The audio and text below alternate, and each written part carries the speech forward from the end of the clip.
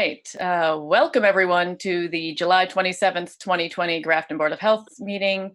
As a preliminary matter, this is Karen Gwiazdowski-Govin, Chair of the Board of Health. Permit me to confirm that all members and persons anticipated on the agenda are present and can hear me. So members, when I call your name, please respond in the affirmative. Dan Finn. Hi, Dan Finn. Let's check. Josh Briggs. Yes, Josh Briggs. And then Austin Magnet, we know, is not on yet. And then staff, when I call your name, please respond in the affirmative. Nancy Connors. Here. All right. And then we will get to the interviewees afterwards. And we have no alliance members, so we can skip over that like we normally would have. All right, so now I'd like to open the meeting. Can I get a motion to open the meeting? Yes, this is Dan Finn. I'd like to make a motion to open this meeting. All right, second. This is Josh Briggs. I second it. All right, all in favor, and as always with the remote, we have to do it by roll call, so. Dan Finn, aye. Josh Briggs, aye. Karen Gwiazdowski-Govin, aye. All right, so moving on. So good evening. This open meeting of the Grafton Board of Health is being conducted remotely, consistent with Governor Baker's executive order on March 12th of 2020 due to the current state of emergency in the Commonwealth due to the outbreak of the COVID-19 virus. In order to mitigate the transmission of the COVID-19 virus, we've been advised and directed by the Commonwealth to suspend public gatherings, and as such, the governor's order suspends the requirement of the open meeting law to have all meetings in a publicly accessible physical location. Further, all members of public bodies are allowed and encouraged to participate remotely. The order, which you can find posted to the town's website at www.grafton-mass.gov, allows public bodies to meet entirely remotely so long as reasonable public access is afforded so that the public can follow along with the deliberations of the meeting. Ensuring public access does not ensure public participation unless such participation is required by law.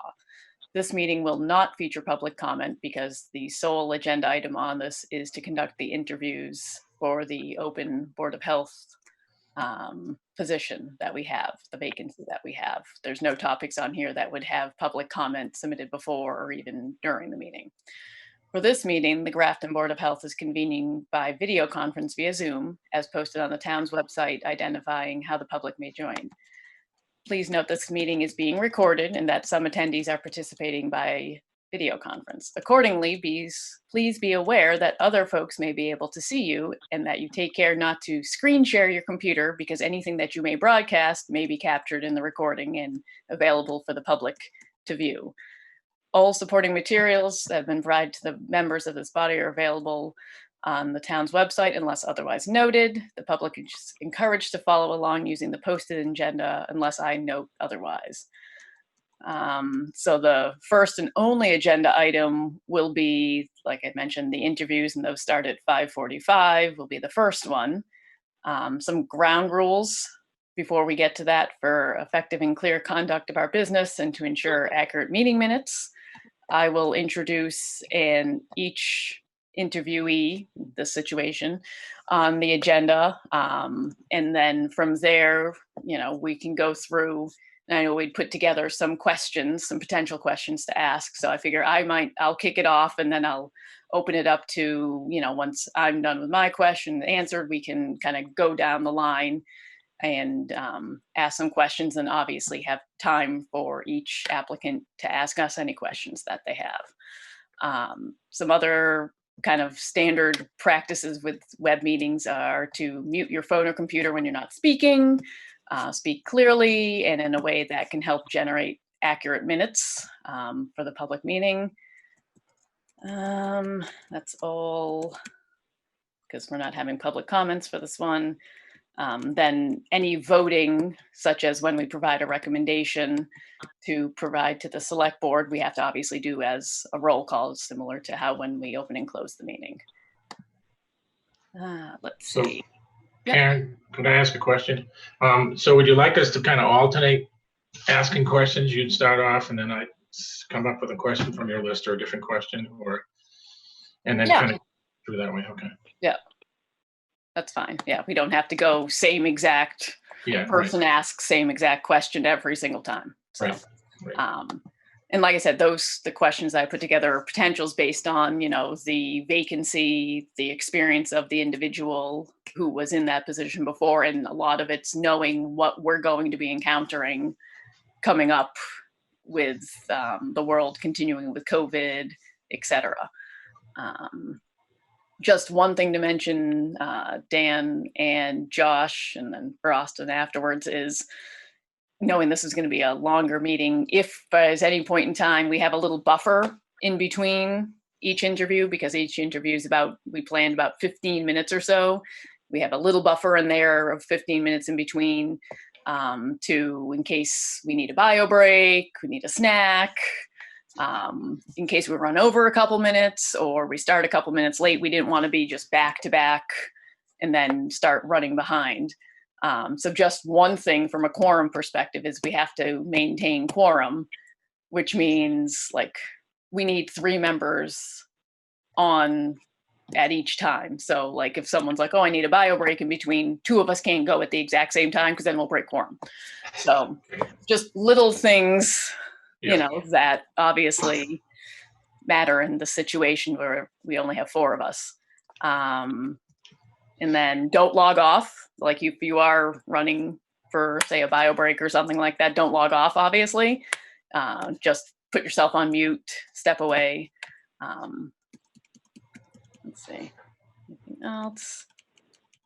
Oh, and then I had sent over Dan and Josh, besides the list of questions, then, just kind of those sheets to follow along with. So that way, when we're discussing afterwards and determining recommendation, we have something to kind of follow along with when we're discussing. Let's see, is there anything else in my notes? Karen, excuse me. Do we need to actually fill out both of these types of forms for each person, or just kind of make notes for ourselves? It's mainly just to make notes. Okay. We don't But have it'll to help we guide don't us have to after hand we've in, gone through 6 interviews. we don't have to hand in homework or whatever. No, there's no handing in homework or anything. It's just to help kind of guide the conversation afterwards after we've gone through a bunch of interviews. Yeah. That way we can, get through it and make our determination, or our recommendation, I should say. Yeah. And then actually, for any of the applicants that are already on, there are 6 applicants currently that remained. 1 had rescinded their application. Let's see. Just from a logistics perspective with Zoom, I made sure this would work. So everyone who comes in that's not a Board of Health member, or Nancy, our office manager, comes in as an attendee in Zoom. And then when it's that person's time to actually have their interview, I will, as they call it in Zoom, promote to panelist, which means that individual will now be able to be on video and will be able to speak without having to worry about the mute unmute situation. Because right now, any attendee who's in as an attendee versus a panelist cannot speak without being granted the permission to speak, nor are they on video. Once the interview's over, then I will, it's not called demoting, it's, I forgot what Zoom called it, change to back to attendee. So then that individual's off of video and is no longer able to speak. One more question, Karen. Yep. Will the attendees be able to listen to other interviewees or whatever before and after? Can It's they? a public meeting. It'd be no different than if we were in a room. Yeah. Yeah. So they can stay on. I mean, and if they listen. choose to, obviously. Right. Yeah. Okay. If they choose to, yep. Thanks. You're welcome. All right. Then just for any applicants who are on, because it looks like we've got at least 3 on, in terms of how the process will work, we're doing our interviews tonight. will provide a recommendation of, we figure, 1 to 3 applicants to the select board, because the select board is the appointing authority. The Board of Health is not the appointing authority. So then the select board will conduct their interviews, and they'll take our recommendations into account, and they'll ultimately make the choice of who they would like to appoint into the open position. And we confirmed, because we were questioning this because it was taken off the website because the prior member's no longer there. The term expires on June 30th of 2022. That's the time frame that's left to fill for this term. And it's normally 3-year terms for Board of Health. Okay. All right. So with that, it looks like we are got through all of that, thankfully, in time. Yep. So with that, it looks like we have our first applicant is on. So let me just pull up this, make sure I've got everything. And then first up is Anne Marie Foley. And so Anne Marie, I'm going to right now in the world of Zoom, I'm going to promote you to panelist, as it's called, which will allow you to be on video and able to speak. So it should switch over momentarily.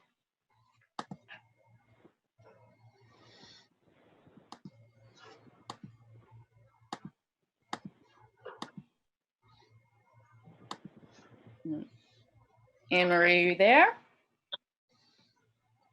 I think she just has to unmute herself. Yeah. Okay. Yep.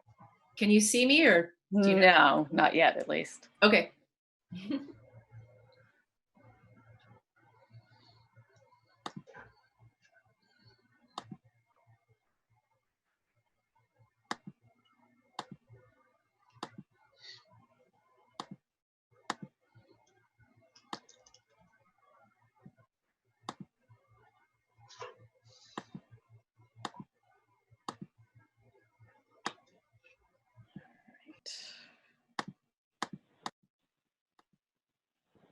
All right, you all set, Anne Marie?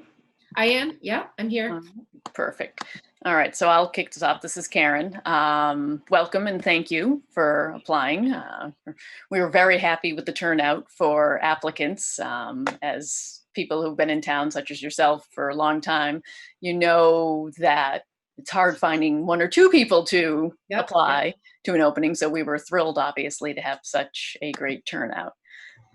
So I guess the first question I have is why you're interested in joining the Board of Health.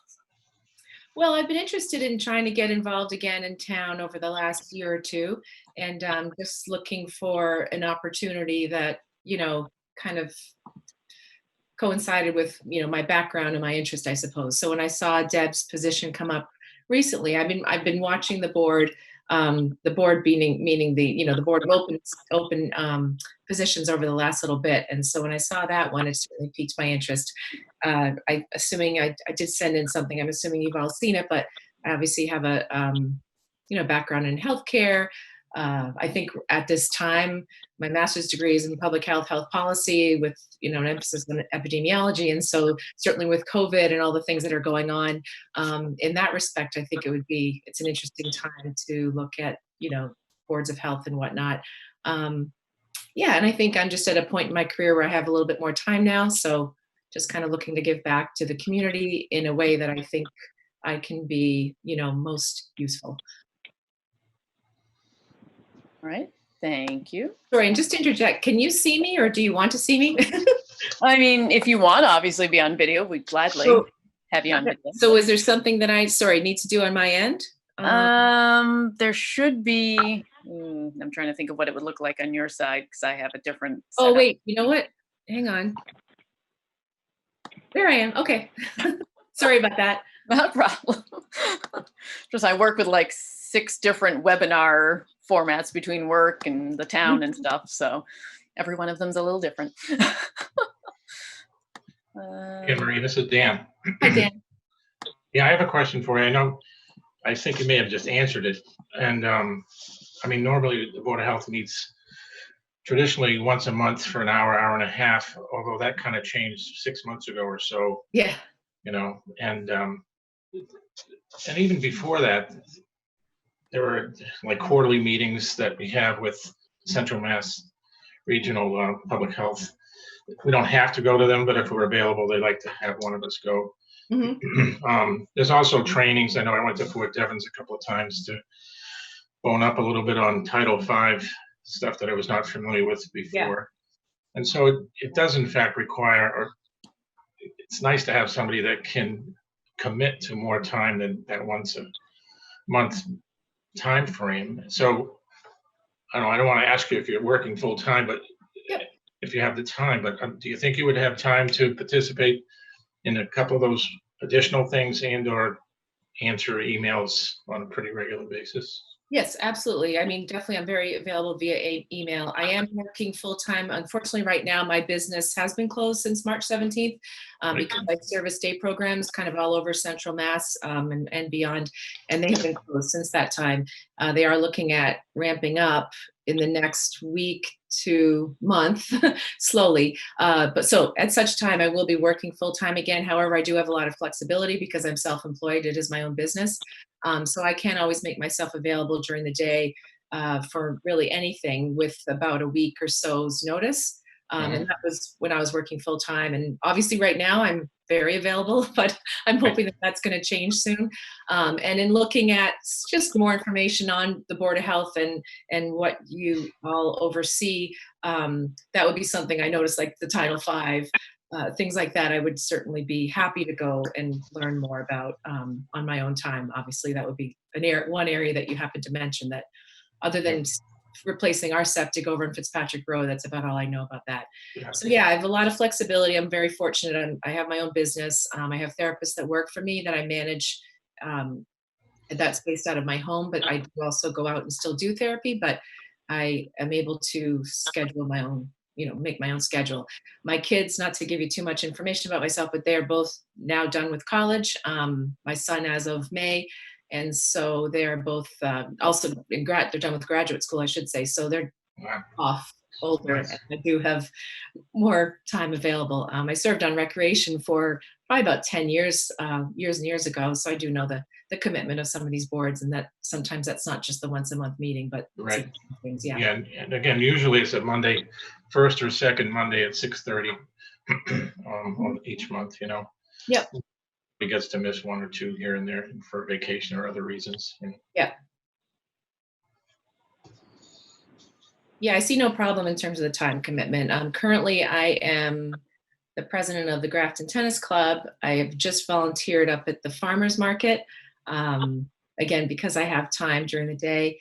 And the only other thing I kind of have going on now, I started this Green Up Grafton on Facebook earlier at the beginning of the year, actually, just as a way to impact change in terms of not only the environment, but public health and our health. And it's kind of an open-ended thing, but that's an online forum. So yeah, great. Josh, you want to ask? Hi, Ann. Hi, Josh. Yep. So did you say you were on the recreation department for 10 years? Is that what you said? Yeah, a long time ago when my kids were young, back when I chaired the skate park building committee, and then also the super park renovation committee back then. So that would have been more in the late 90s, sure, 2000s. Yeah. So, were there any sort of challenges that came during that time frame that you could maybe talk about, and how you handled it? Yeah, we had a couple of challenges. Actually, one of them, another thing when I was reading, what the boards of health oversee, looking at the beach and what goes on up at the beach. So I was on the board. I was probably the chair of the board the Recreation Commission during a time where we had some issues up at the beach. Nothing too substantial, but the director of the beach, there were some concerns about how it was being managed. The supervision that we thought was happening indeed wasn't happening. Also funds at the shack that were it's a little cash business up there. So there were some issues certainly at the beach, and I worked with Betty Wright, and I believe I was chair at the time, if I remember correctly. But I know that I worked very closely with her because I had some serious concerns about anything that was going on the beach. I just thought that we had to be completely on top of that in terms of supervision of lifeguards, and without getting into too much detail about what was the issue with the director at the time of the beach. It was just a matter of whether they could do their job properly or not under the circumstances that they were going through. So that was one thing that we addressed, and it took a little time, and being sensitive to a lot of things, obviously. Another thing I can say is when we were building the skate park, that was a challenging thing. I teamed up. A couple of boys came to the department, and they had been working on it for quite some time and hadn't really gotten anywhere. It's not one of those things that everyone's, yay, let's have a skate park in town. However, folks are quick to, I should say quick, but there are some folks that are quick to complain when they're on the common or outside of your business, and so on and so forth. So I decided I was, on the Recreation Commission. They came just to ask for some support. So in addition to giving them support, I kind of just jumped on the committee with them. And we had a lot of issues with that. There were reservations in the town as to why we would build something like this, what it's going to look like, what are they going to be doing up there. And we resolved some of those with building it right behind this police station. It was a perfect spot for it. And I would get calls on my own line back when we had landlines back then that there's a boy up there peeing under the the ramp. Those were the kind of the calls we were getting. But in the whole scheme of things, I would say that it actually was one of the most utilized parks, and maybe it was a little bit of a public health nuisance at times. But they did manage themselves, and it was unfortunate when that was taken down. And then I guess just, challenges on a board, being on a board for that long and having folks come and go through, circle through. So it's always great to have some continuity so that you kind of see what's happened historically. And actually, I can say that at the time we had Bob Fitzpatrick, who had been on there for quite some time and then continued on, which was great. But I guess just working with different people and on a, in the capacity of a board, and then also somewhat managing paid employees, when we had the whole summer programs going and whatnot. So Great. overall, it's a pretty positive commission. We were doing good things, so we didn't get a lot of bad press coming in. Sorry. I can say as for myself, I was super happy when you got that skate park together. That was really cool.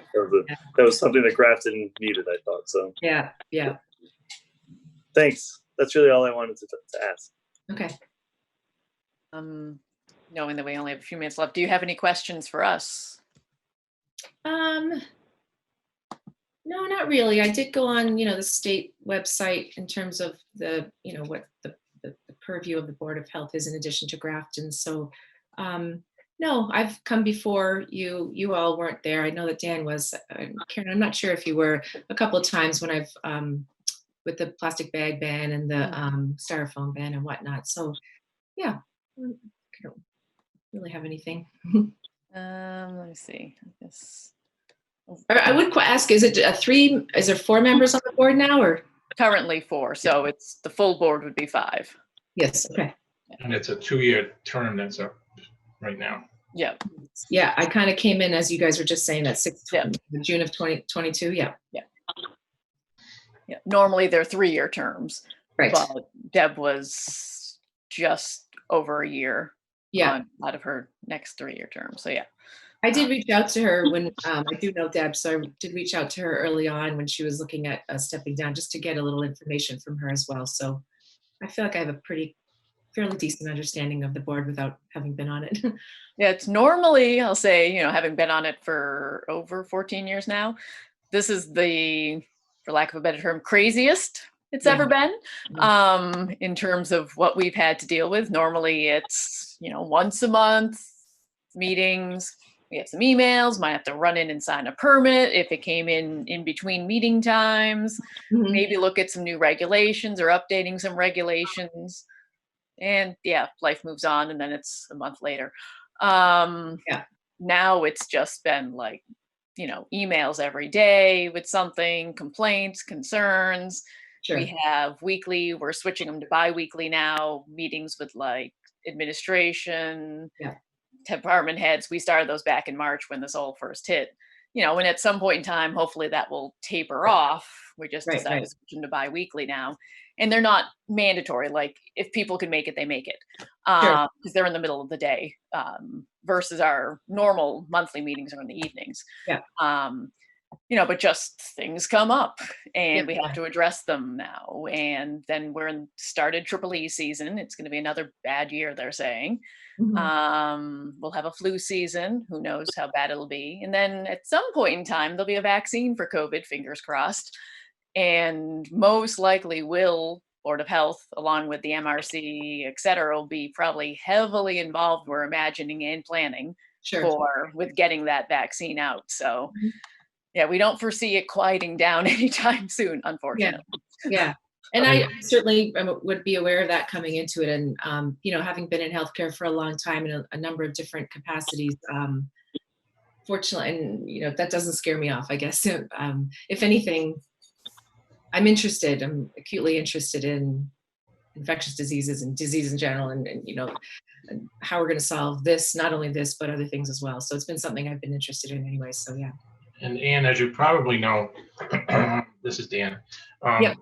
that the town contracted it with this Central Mass Regional Public Health Yeah. Alliance, and they do a lot of work in terms of getting information to us from the Mass DPH, but also they have the inspectors and the licensed folks that can look at the permits and also do the inspecting for, again, traditionally one of the biggest things was food establishments, making sure they're safe and sanitary. And so then they would give us their advice and inspections, and then we would eventually sign the permits on an annual basis, Yep. And then, of course, Nancy is pretty key in our operation to handle all the complaints and be there day to day, Monday through Friday, to keep us informed of all the other stuff. So I just want to let you know about those two pieces. Okay. Yeah, I have been keeping very abreast of the COVID. Interestingly enough, I was in Thailand when it hit here. I was there from March 1st till the 17th. So I also it was kind of interesting to have been there. I was in Vietnam at the time as well, during it as well. But partly because of my business and and I've been closed and the nature of the individuals that I serve, they are compromised. I am on mass.gov every single day. I'm very well aware of all the information that's out there and where to find it quickly. So it's something that I'm abreast of, I guess. That's great. Because we always get questions. I had one last night. Someone called me asking regarding a question. It's like, hold on, let me get onto the site. Here you go. Yeah. I mean, we have been doing a great job, I think, in Massachusetts without having been in any other state of how we're doing on that. Yeah. All right. Either Dan or Josh, any more questions? I know we're at our approximate time that we were planning on. I think I can just to add one more thing, I have been involved not only on the Recreation Commission, but I do follow what's going on in our local government for the last 30 years. My husband was on the Finance Committee for 10 years. We've both been very active and our kids are as well. So I feel like I do bring that to the table. I'm not sure, of the other candidates, but I'm fairly well abreast of what's going on in our town. Yeah, and you've certainly volunteered quite a bit over the years too. Yeah. So, thank you for applying. Great. One Thank question, you. just quickly. I just thought of, I saw it on the list because with Deb's experience previously, she was kind of the primary person who, took charge of the emergency dispensing site, vaccine, practicing, I should say, for giving vaccines to a large population, not just our normal flu clinics that, we do every year that she was involved in. Yeah. Do you have any experience around, say, like the mass kind of, they're not mass casualty drills, but mass vaccination, mass giving medications out, something like that at all? No, that would be outside of my purview in terms of being a physical therapist. yeah, so I'm not sure what I would be, what would be appropriate for me to do in that realm at all, to be honest. I am CPR certified. I was a CPR instructor, things like that, first aid, but I've never given a vaccination. Join the club. I will throw out there, I don't like needles. I don't know if that's going to affect my my status for this, but I'm certainly in terms of emergency preparedness and in the global sense, I suppose I think I would be first in that, but not I've never given out medications or vaccines or anything like that. No. Yeah, and again, just for your information, the EDS is typically kind of developed and led by the Alliance, and they work with each of the towns, and it's a training program. The tricky part is going to try to get enough volunteers when the day comes. Yes. Yes. Yeah, we always practice, and then they tell us we need like 100 some odd people per shift, and you're like, ooh. Yeah. I mean, willing, I guess would be the thing. Willing to be trained and willing to do it. Yeah, but it's not something I've done. No. That's fine. Thanks. All right. I think if that's it, then I think we'll finish off. Thank you again. Okay. Thank you. And like I mentioned, the select board's ultimately the appointing authority. So Right. The Board of Health's doing our interviews, and then we'll provide our recommendations to the select board. I don't know yet what date meeting they'll try to do. I don't think they have one tomorrow. I think they have like 3 in a row in August. So I don't know yet, what their agendas are going to look like. So I don't know which day it'll be at this point. Okay. No problem. So we'll hear from you guys at some point. It'll probably be directly from the select board. Oh, gotcha. Okay. Because they'll be the ones, or someone from the select board, their admin or something, because they'll have to set up the interviews. Yeah, and I was watching the last meeting, so are they going to interview all the candidates as well? That's what it sounded like. Okay. Yeah, I thought so too. Okay. So it's like we're interviewing everyone. We'll provide our recommendations of like 1 to 3 or whatever, Sure. depending how obviously the interviews go, and then they'll do their interviews. They'll take our recommendations into account, but they Right. don't have to hold Sure. to what we say, obviously. Okay, sounds good. All right. Well, thank you again. Okay. Yep. See you guys. Thanks. Have a good night. Try to see if I can get off this graciously. All right. All right. So we have a few minutes before our next one. So. Minutes.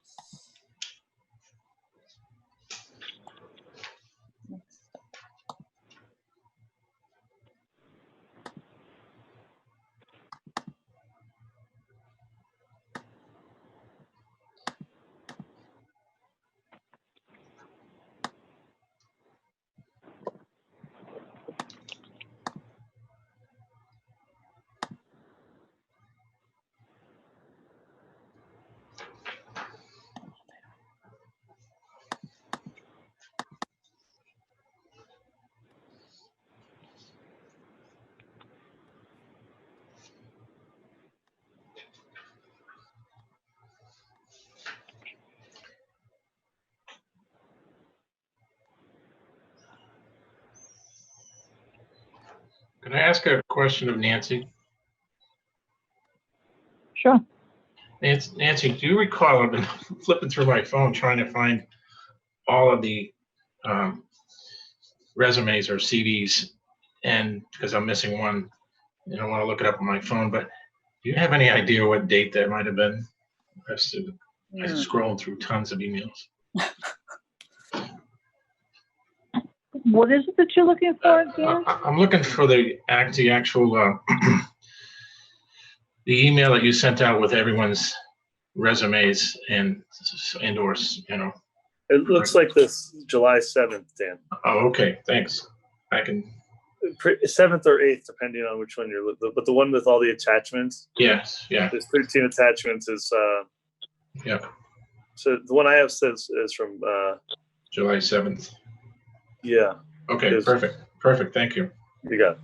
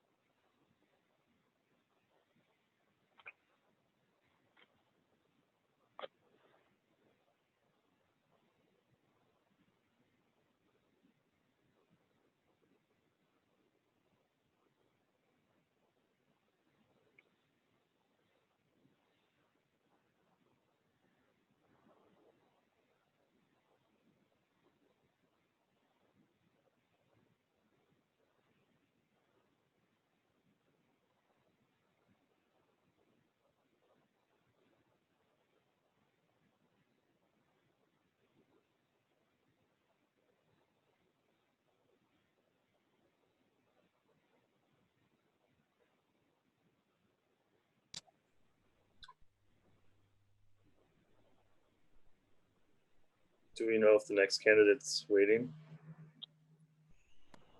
Yes, she's in. Do we want to go Does it make sense to just 3 minutes if she early? look? Fine with me, Dan? Yeah, if that's okay with her, I think that's a good idea. And then the Yeah, only well, other- the next two are, so the next one and then the one after that, so. Okay. I know it was hard when we were planning this. It's like, we didn't want to cut it only at 15 because 15 Right. flies, but then, yeah, the only thing I was thinking, if we get 5 or 10 minutes after the next one, maybe we could try to reach out to Austin somehow, see if we can connect with him by phone or something. But anyway, but no, I think it's good to go. fine with me. All right, so Lisa, you're next. I'm going to promote you to panelist, so you'll have video and speaking capabilities.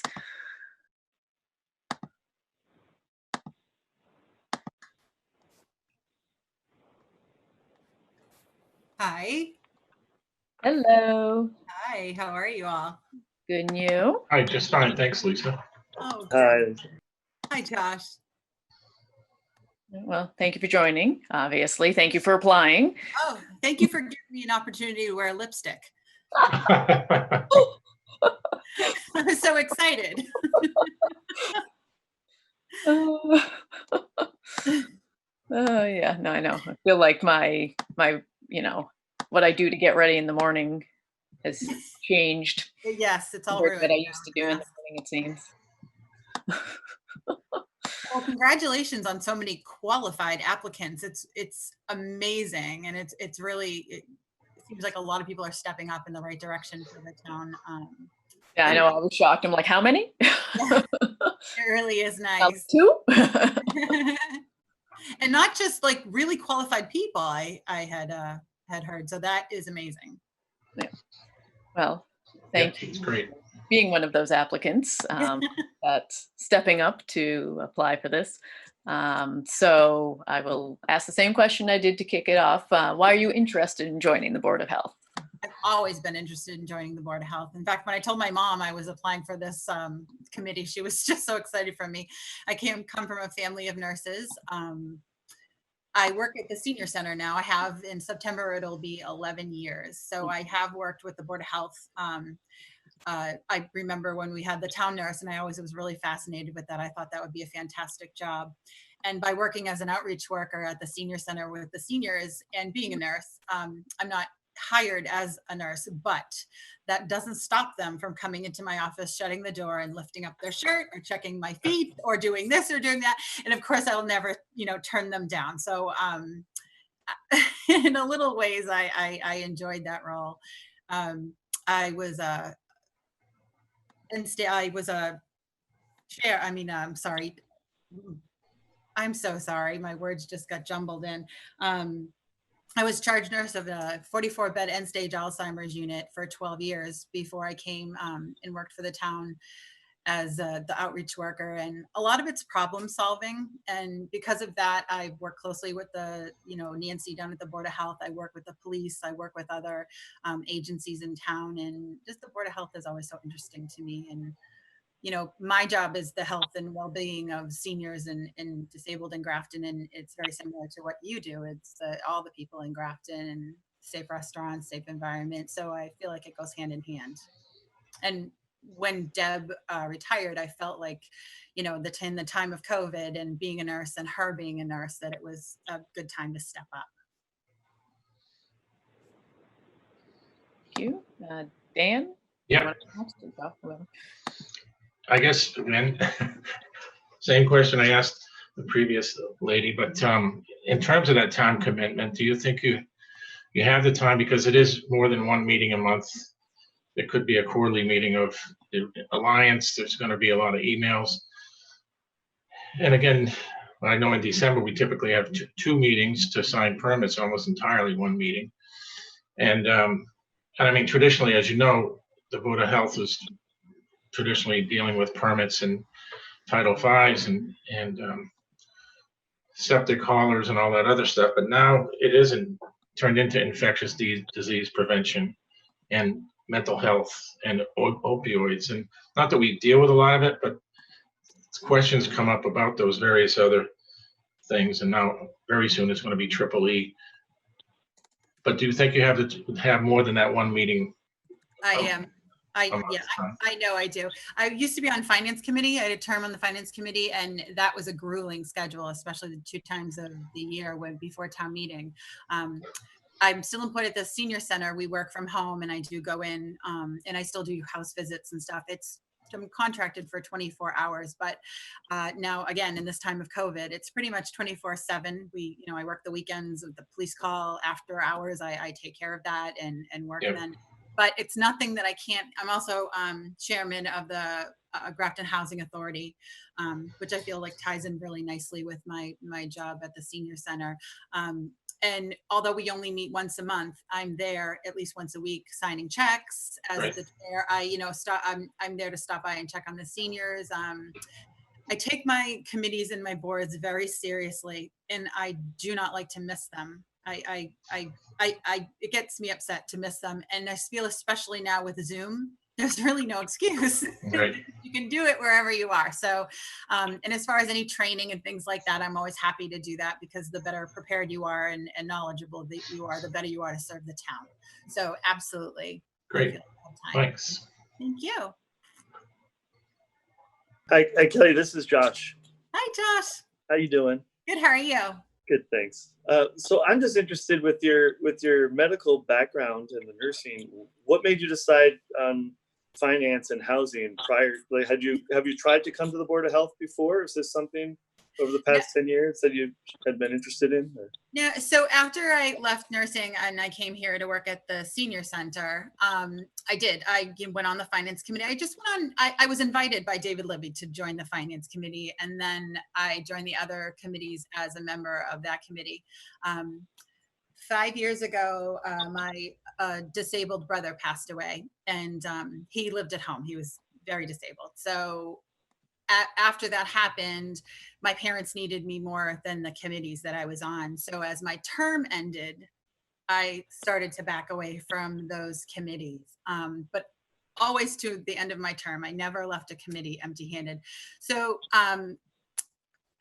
before that, I was invited to join these committees, and finance was a huge learning thing for me. But I feel like the Board of Health right now is my wheelhouse. I feel like I can do a lot of good with the things I know. And my parents are in a much better place 5 years after my brother's passed. They're stable, and they appreciate the fact that I'm on the Board of Health. They appreciate the fact that I take care of seniors and disabled in my town, and they really were excited that I was looking to be on the Board of Health. So that's how the finance goes into the caregiving and public health. It's just kind of a coincidence in my willingness to serve. Thank you. I have one other question. Lisa, what other committees are you on now? Right now, I'm the chairman. I just was elected to my second 5-year term as on the Housing Authority, the Grafton Housing Authority. Yeah. And I've been chair for a few years because, quite frankly, I just won't give it up. I like to run a good meeting. I like to follow the agenda. I like things neat and tidy. So nobody minds. So I keep as chair, and that also makes me feel. I don't mind going to sign the bills. I don't mind going to do the extra things. So I feel as chair, that's my responsibility, and I don't mind doing it. Nice. Thanks. You're welcome. So in 10 years, I guess this will be your 5 years on the Housing Authority. Yeah. This is Josh again. Sorry. Okay. What sort of challenges have you come across there that you had to deal with? Well, in politics or in committees and boards, you go in with, first of all, an exit strategy. So you never leave that board or committee, without a leader or without a person. You always have an exit strategy to prepare for, and you always have something of a legacy that you want to leave behind. And although we've had difficulties with money, with the state slowing things down sometimes, you know how it gets, obviously, when you're building or you're fixing, and you have mandates that you have to follow with the state. We in my second year, interviewed and hired a new executive director, and she has been amazing. She's done things up there that should have been done, quite frankly, 10, 12 years ago. She's found money for us, and she is a delight, and the residents love her, and she runs things great. So only a few bumps, but a lot of proud moments up there too. And I have an amazing board. As chair, you're only as good as how your board gets along. And I have a great, cohesive, agreeable board. Thanks. You're welcome. So I'll ask a similar question to the last time. Do you have any experience, as we mentioned with Deb leaving, she was kind of the one who was like, not in charge, it wasn't like just her, obviously, but the one who kind of took the reins, shall we say, when it came to the emergency dispensing site, the practices. Thankfully, we haven't had to use it like in full mass capacity at this point. It's been mainly practices for mass capacity. Vaccine administration. So I watched your meeting last week, and I was so excited by the drive-by high school vaccinations. I love to give shots. That's my favorite thing. You know, it sounds a little morose, but it's true. In honesty, I'll probably need a refresher to be able to take over that role. But working with the Alliance, I can't see any problem. We actually, they come in on to do blood pressures, and I actually, as the nurse, fills in for them when they can't, when we don't have a blood pressure nurse. But the ones who come in are amazing, and I would love to, work with them and set that type of thing up. And yeah, that would be great. I would be happy to do that. Good. Yeah. And I mean, we've, over the years, there's like, oh, it's a book, one of those like 2-inch binders type situations, and, like we've always said, there's roles for the vaccine administration side. You need to obviously have a whole host of nurses and staff that can get vaccines or dispense medication, whatever the case may be. Then you've got the people like myself, who is not a doctor, not a nurse, that's, signing people in, checking them in, directing, whatever the case may be, because you need, when they say you need for a population our size to get a vaccine out or medication out, within a certain amount of time frame, and it's like you need 120 people, and it's a mixture of both, actual people who can do the vaccine or dispense the medication and those that cannot, and that's per shift, and you can't have the same people overlapping those multi-hour shifts. Right. So when I worked at the nursing home, and I was charge nurse of the 44-bed end-stage Alzheimer's, there was 2 med passes during an 8-hour shift, and there was, because it was end stage, there was always at least 2 people actively dying. So I'm used to juggling and being organized and keeping things straight. So I could probably slip into any of those roles, but I'd really like to give the shots. Not complaining about that.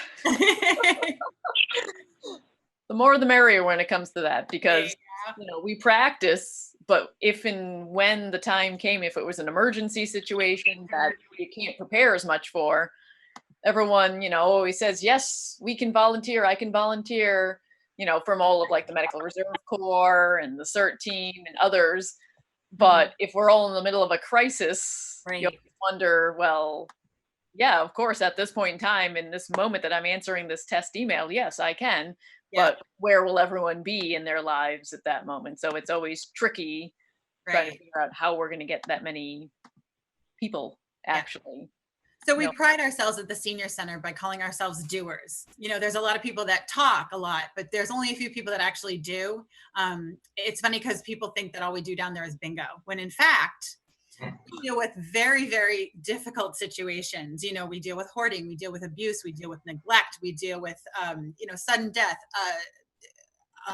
Alzheimer's. We deal with families that don't know how to take their parents' keys away. We deal with suicide. We deal with a lot down there. And if you don't step in and step up and take care of things and do what you say you're going to do, then it's going to be really detrimental for the whole senior population. So if I say I'm going to do something, I'm going to do it. And I pride myself on that. Yeah. Lisa, do you have any questions for us?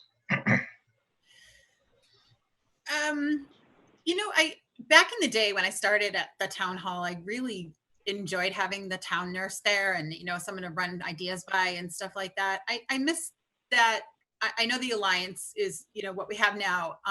But I miss that someone in-house. And I would wonder if that could ever go back that way again, whether with the Alliance and an in-house person, or, without the Alliance and staff in there with Nancy. I think that's how I always wondered, as a, considering the Board of Health, I would consider them coworkers, and it was nice to be able to go down there with Lois and, run an idea by her. So anyways, I guess that's always been on my mind. You probably can't answer that because I know it's not up to you, but that's just something I play with in my head sometimes. Oh yeah, no, it is difficult because, Nancy, you can attest to that, Yeah. every waking moment. I mean, the Alliance is very, able to be, you can text them, etc. But there is a difference, There is obviously, a difference, yeah. between having the human being Yep. in the office, Yeah, I miss that. literally feet down the hall, versus calling or Right. emailing or texting. And like I said, they're lovely, but it is different. It is different. But that would just be something I'd wonder about. Yeah, there is something personal about, in a small community, having that personal touch. I Mhm. think we have at least one more year after this of a contract of the town does with the Alliance. And I think it was a 3-year commitment, but in any event, they're doing pretty well right now. But who knows down the road, affordability and everything else, Right, there might right. be time for a change, perhaps. Yeah. Well, thank you so much for taking the time to interview me. And again, I'm so excited that you're going to get some really good people that, well, there's people that come on boards for all sorts of different reasons, but it sounds like there's a lot of people that are coming on this board for the right reasons, and that's exciting. And in the end of the day, it's all about what's best for the town.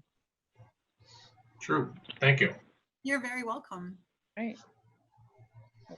Thank you very much. And I think you were on when I went through with Anne Marie. Yep. About next steps. Yeah, I don't know what the timing will be, but I'm sure someone from the select board's office will reach out, within a few days to a week, depending on what they're looking at for how they're going to do their next few agendas, to bring people in for interviewing on their side. Excellent. And like I said, no matter where I am, I'll have Zoom, so I'll be able to attend that meeting.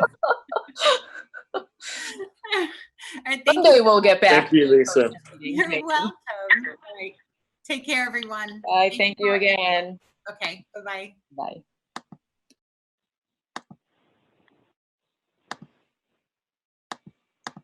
All right.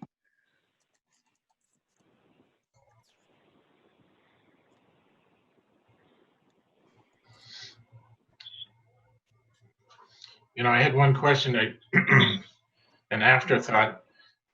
How long do you think Lisa has lived in town? Has she been living in town for quite a while? I think so. Yeah, I think so.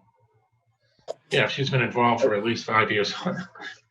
And So she was talking about working on the housing. skate park in the 90s. Oh, yeah. That was So Anne Marie. Yeah, that was Anne Marie, but Oh, geez, I'm so sorry. Yes, I know. you're right. Wait till Well- after 5 or 6 people. I was saying, Yeah, early um, on, Josh. yeah, no, you're right. You're right. But I've known at least known of Lisa in town for at least 10 or 12 years, I would think. Yeah, great.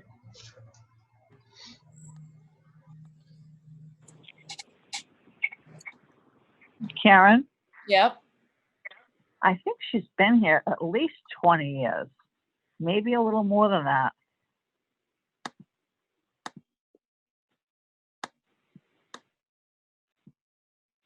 All right.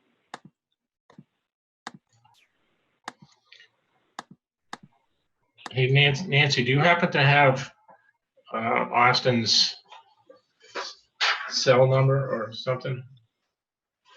I mean, he may not have Wi-Fi, but I do. I was just hoping he didn't forget. One of us could. I doubt he forgot, but I can send him a quick note.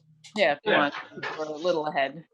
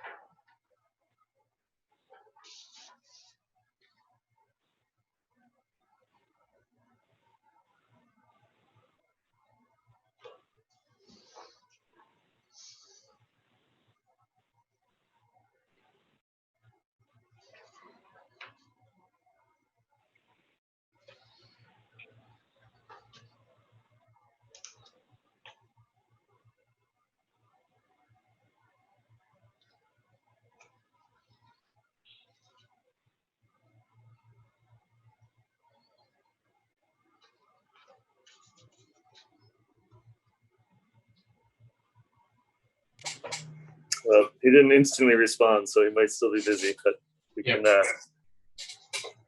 maybe move on and see how. I'll check in a few minutes on him. Yeah, I just thought it was worth a try while we had some time.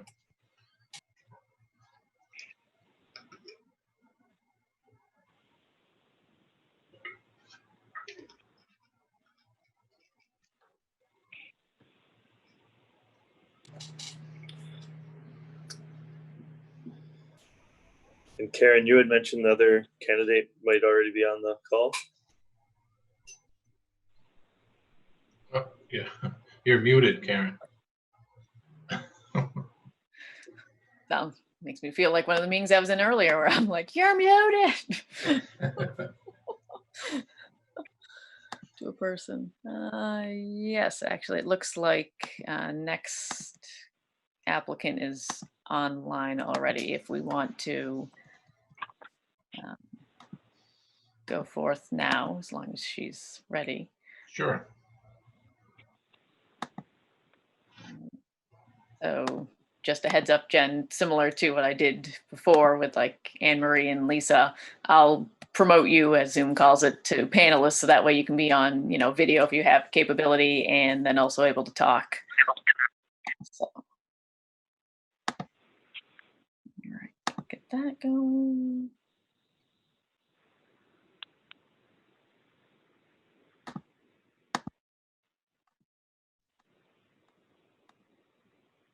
All right. Hello. Hi. We're running a little ahead, but you never know if we're going to run ahead or behind. So figured put a buffer in there rather than running behind and then getting piled up behind. All right. Well, thank you for applying. Thank you for joining us tonight. I was amazed that everyone could also actually make it all on the same night. That's hard to do sometimes, even as a board with commitments sometimes. Right. So similar kind of format as to, because I know you were on for at least one of the previous interviews. Similar kind of format. We'll ask some questions, give you time to ask questions if you have any, and just fairly informal-ish, I guess. So I'll get it kicked off. Why are you interested in joining the Board of Health? Thank you. Yes, I have been kind of lurking in the background, listening. Public meeting. Everyone has the right. It's been very helpful, informative. Thank you.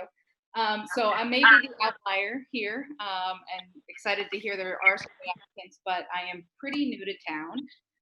So that could be a positive thing. It could be an opportunity for me to just continue to learn. So I've lived in Grafton now. I'm actually approaching my 1-year anniversary. And the Board of Health is something, I'm a registered nurse by training, also have a master's in public administration.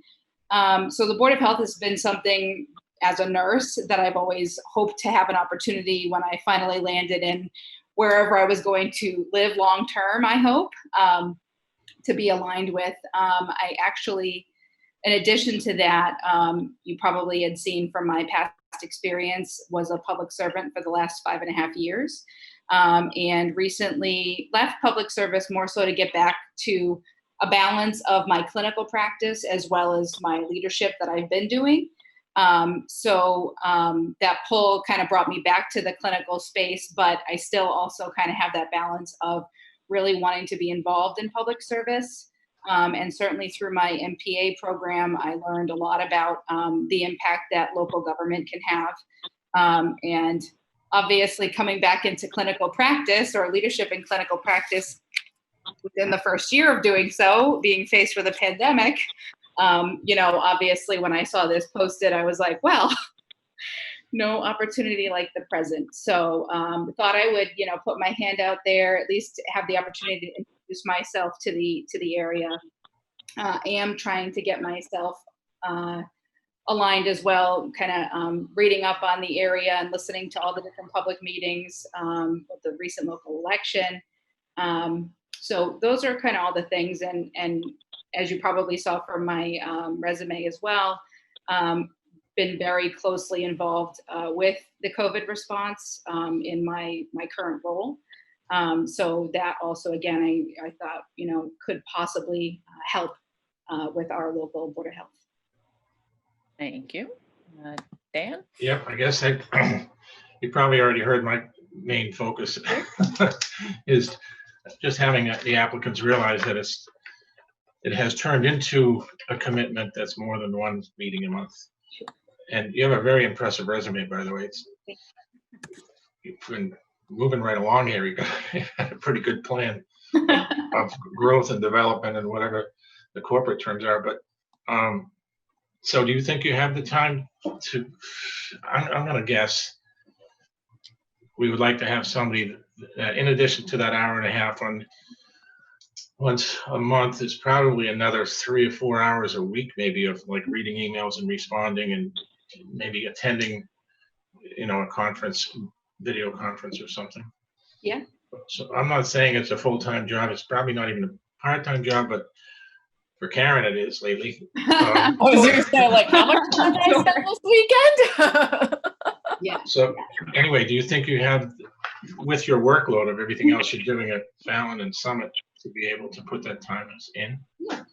Yeah, it's a fair question, and I actually wondered. I was like, one time a month doesn't seem like nearly. It seems like it would be more of a commitment, anyways. Right. I did have a full-time job with state government, and not all state government jobs are 9 to 5. Mine certainly never was. Right. And I balanced getting my master's degree. Certainly in some of my time within Fallon, with everything that's happened, I took on a short-term COVID-19 infirmary, which was a 24/7 operation. Wow. So while I wasn't in the brick and mortar for all of those hours, I was certainly responding to my team. So I'm pretty good at balancing those types of things. Right now the hours of operation are 9 to 5, but I'm a leader in a leadership role, so I'm available when they need me. I do serve on a board of trustees, which is nowhere near the number of commitment hours, but I try to be anything I commit myself to. My cell phone is there for texting, for email. I can hop in and kind of see what's going on. So I find I can pretty much balance to be available, and I actually kind of happy to hear that it's a little bit more of a one time a month commitment, because it'll give me a little bit more exposure to things that are happening and get my hands kind of in there a little bit more. Yeah, that's great. And clearly you're pretty good at time management. I keep busy. Thanks. Sure. Hi, Jen, it's Josh. I was just wondering, in your previous towns that you lived in, had you ever been involved in any of the town boards, or Sure. Yeah. have you ever had any experience in that area? Right. So prior to moving to Grafton a year ago, I lived in Alston, which is Boston. So not a ton. There's a little bit of Alston boards, not a ton of exposure there. I have had the opportunity, as it relates to, because I did see as part of the posting, multi-member councils and things like that. When I was at Mass Health, I certainly had to chair a number of open meetings where it was a mix of stakeholders, both consumers and providers across the gamut that were, looking for payment from Mass Health or clarification. They also did have quite a few councils where our Mass Health or Medicaid members kind of chaired those, and we sat on them. So, certainly had exposure to multi member councils and voting and things like that. This would be my first for local government involvement, and hopefully the first of many, or longer term commitment. So definitely first. And with those, I'll just kind of, back off of what Josh was asking. With the previous councils, or even in your role, my job, it's not like I do something by myself. It's, multiple team members from different teams, and everyone has their own ideas, etc.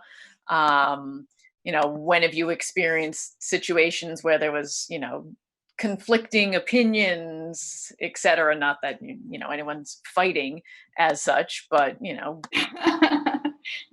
we're pretty That's good. relaxed, but obviously right now it's a little less than relaxed in terms of personality wise, we still are. But, you know, an instance where you've had, or instances where you've had, whether it be on those councils that you mentioned, or even in your roles along the way, where you've had a situation where it's multiple people coming together, and of course, not everyone agrees. Yeah, sure, definitely. So I did hear in one of the earlier discussions, Dan, you were mentioning some of the things that the town of Grafton faces and many communities face with the opioid crisis and you know, access to services and resources. And when I was at Mass Health and Governor Baker has been a big focus on that. So rolling out a lot of different policies and payment in order to have access to those. So open meetings for doctors, you know, different organizations that get paid through Mass Health, as well as stakeholders. And a lot of stakeholders want to have a say in how they get their services. So you really have to kind of listen to people's, you know, you go in prepared for what you need to show people and teach people about, but you also have to go in every discussion with an open mind to listen to each stakeholder's point of view. And sometimes you have to go back and kind of reevaluate your position on those things. So I definitely had to do a lot of that. One of the things when I was at Mass Health was helping to roll out, and you may have heard of this, the accountable care organizations. It was something that, you know, it's a huge focus in healthcare to really bring the accountability back to the providers for the treatment that they provide. But that was a big challenge for every provider group because it made a big change in how they got paid, what kind of reporting requirements they had. And so I often was one of the people kind of on the front line of responding to those challenges and trying to kind of meet people where they were, as well as to what we called members, as to why are you doing this to me? Like I'm going to lose everything that I've been so accustomed to. So, you know, it's really big. And I'm sure right now, you know, as you mentioned about answering tons of emails about education and really kind of trying to explain why certain things are happening. So I always try and do that when I was dealing with, you know, public facing. Obviously in my role today, we have about 50 people that report either directly or indirectly to me. And they're, you know, from a physician to a health aide or an activities assistant. So, you know, really you have people from all different walks of life and all different kind of experiences. So it's about meeting people where they're at and also just, you know, not just trying to say, well, I am the person that represents this and this is how it's going to be done, but educating from why that decision is being made. And again, being open to adjust your opinion or your view based upon the information that you're receiving. So I've had a few experiences where people's, you know, their own view of how things should be or how it's going to, you know, impact themselves does not necessarily align with what you're trying to sort of roll out with them.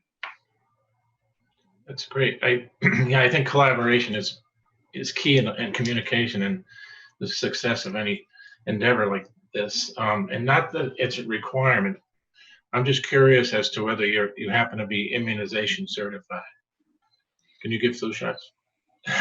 Yeah, I'm a nurse, so yeah, I can give flu shots. I actually can give the smallpox vaccine too, which you don't have to give anymore, but they make us do it. We have enough problems with 2020 right now. We don't need to worry about smallpox vaccine. Yeah, no, I know exactly.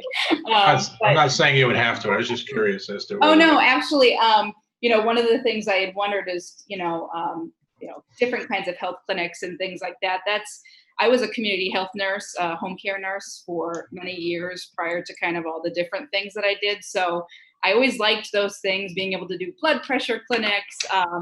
You know, like this weekend, I went and put COVID kits together with an organization in Worcester. So I'm definitely I'm at that space in my life where I have one job, which, used to never happen. I used to kind of have the overlap. So I want to do those things more. Yeah. If I can give vaccines, absolutely. And I don't know if you're familiar with the Greater Grafton Medical Reserve Corps. That's another whole story. We don't want to get into all of that, but there are a lot of volunteers needed for that. And they have traditionally worked pretty closely with the Board of Health. I did see that resource come through recently.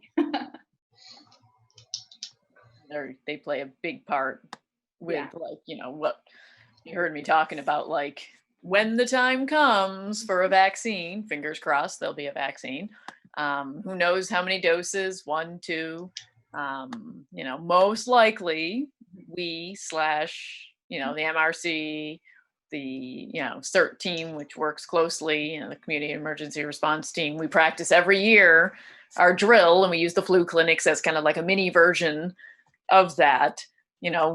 We may be tasked with trying to immunize once or twice, depending on how this ends up being, a large population.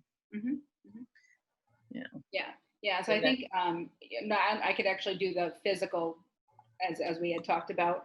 As the prior person had said, it was probably a little bit of a refresher on just kind of putting together a huge thing like that. But if there's a binder, I could probably follow it. Certainly during this time, the program that I work through now, the infirmary is no longer open just because we don't need it at the moment. That's good. We'll need it again.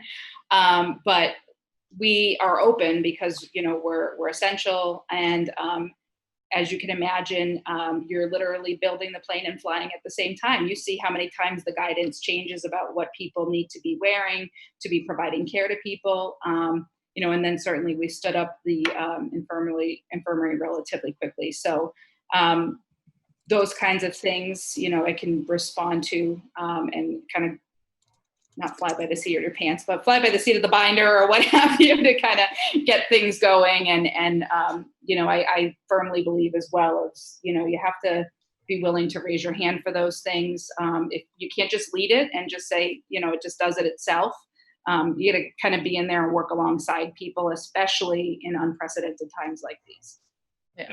So although we have a binder, and it's always been like practice minus the little clinics, obviously, of like 100 some odd doses or something, trying to, every year when we practice, it's, and you heard me say, it's like, oh yeah, we're gonna need like 120 volunteers, and it's gonna be a mixture. It can't be just all non-medical personnel and just only medical personnel for each shift.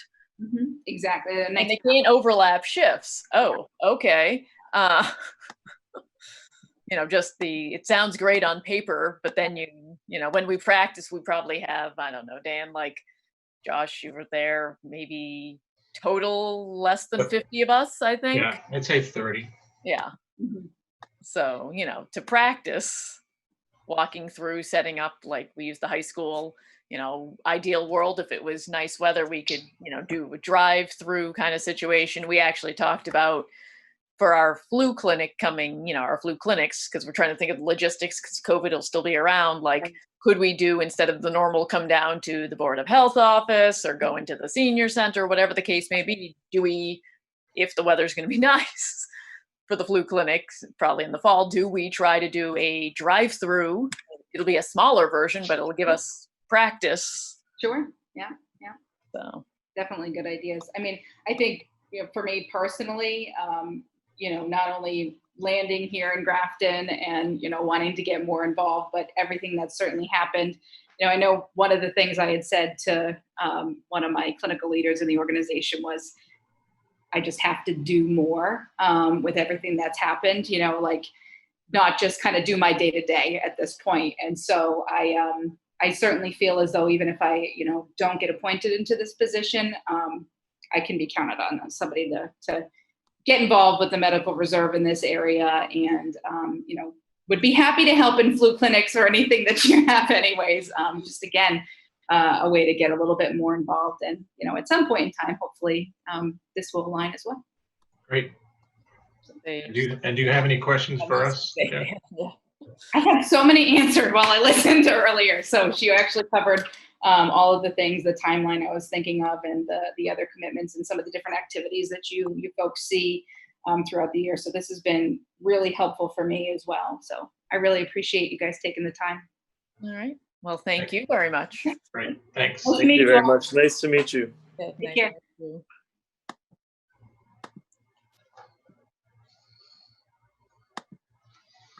This is going to be tough. Yeah. Difficult, I should say. Yeah. challenging.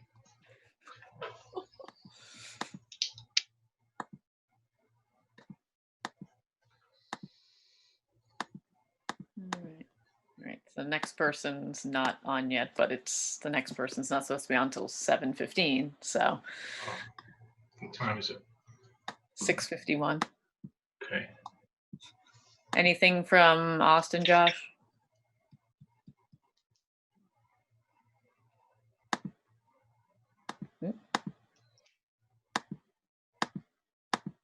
Sorry, I was talking to you guys. Right away. Thought we lost you. Yeah, no. Thought your spaceship turned over. No word from Austin as of now. Okay. Oh well. But wow, I agree with you, Dan. That's some incredibly, obviously capable and Yeah, and passionate people. Yeah.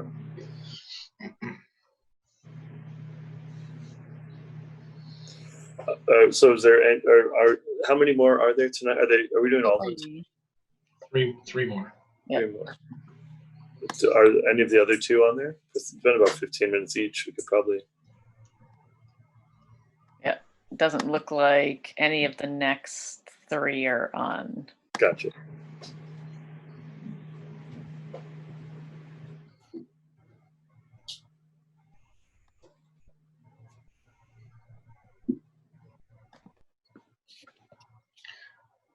Hey, Karen, I had a crazy idea after this morning's meeting. When Becca said she wanted to give us a heads up, have us start thinking about town meeting in October. I was thinking maybe we should dovetail a flu clinic with the town meeting. Have the same, that's a little wild idea, but maybe not. Depends on the timing, the weather, the logistics for town meeting that we need to still work with everyone to figure out. Yeah, but on their way in, they're checking in, they can get stabbed. Is that the professional way to call? Yeah, that's right. That's what pharmacists call it. It's like darts.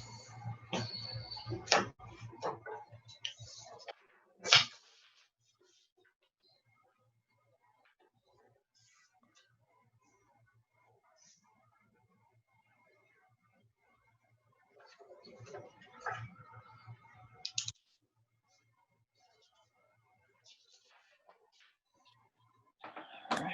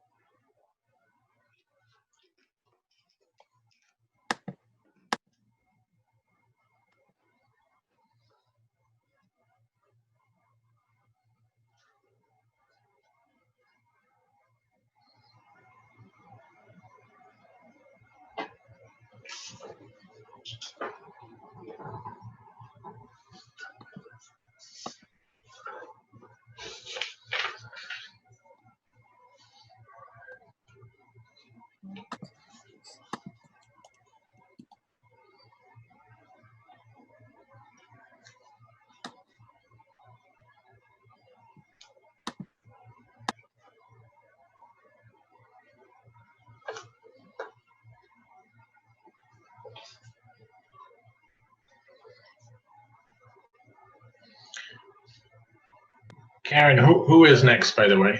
I was just pulling up this next one. Mick Sternick.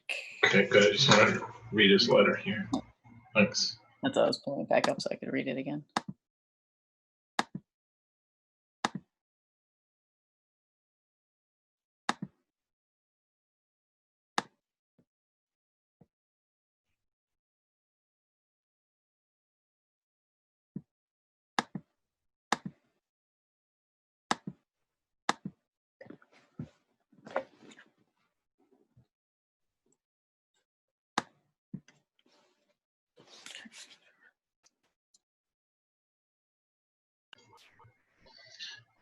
Karen, one more thing. Yep. I don't know if you saw my email from this afternoon, but I will be able to make that 1 o'clock meeting with the Alliance about, mostly about school reopening. You're gonna focus on that stuff. Yeah. And Thank you. Yeah, like I said, I would go, but I've got a meeting I know is not going to get moved. yeah, Yeah. and Jay Cummings has an article, I didn't read it yet, in the Grafton News about his plans for reopening schools. And I know school was school department. I know Jay was on the email Yeah, that was sent out, because I know ideally they would have someone from the school department also as part of that meeting, from each town, I should say, in the Alliance. yeah.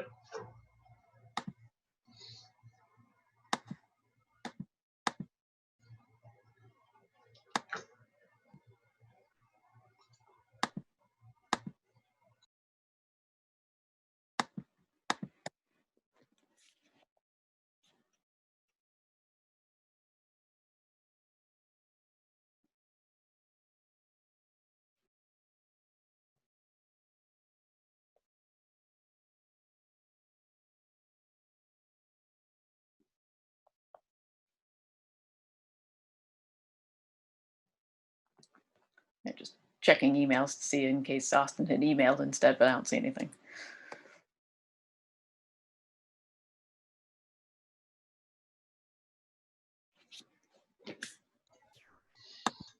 Yeah, I think he was a little dubious or whatever about the Wi-Fi connection where he's at this evening, so that might be an issue. Nancy, were you raising your hand?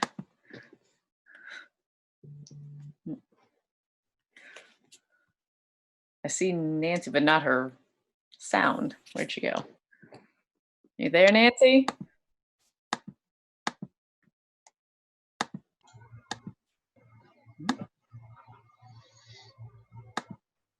Technology, you gotta love it. Mm-hmm. I had a webinar shut down my sound in the middle of talking. I took it as a sign. Right.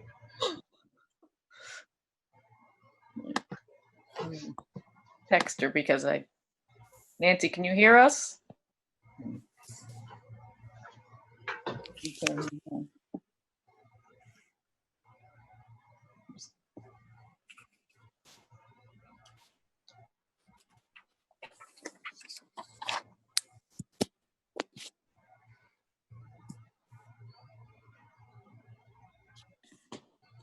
I just texted her because I can't hear her.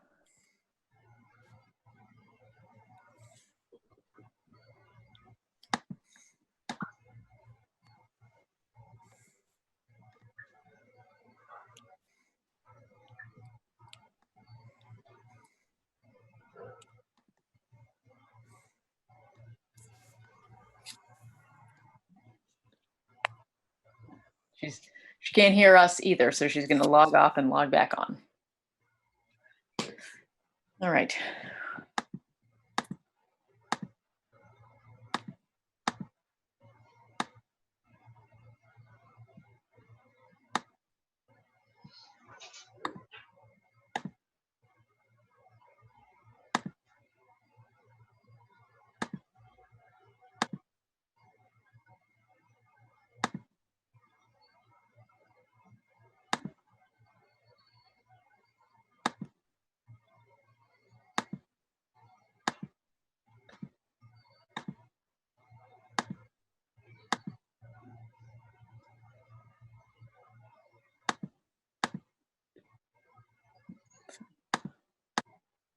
You hear us now, Nancy? I saw you log back on.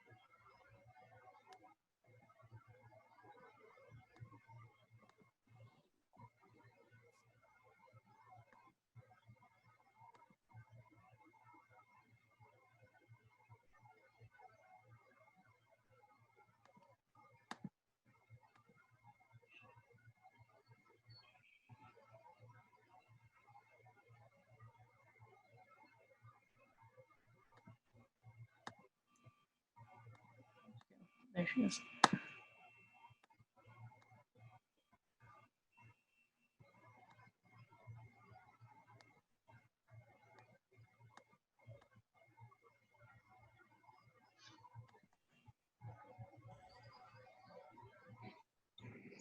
Can you hear us, Nancy? I saw your back. Yes, can you hear me? Yes. Hey. Yep.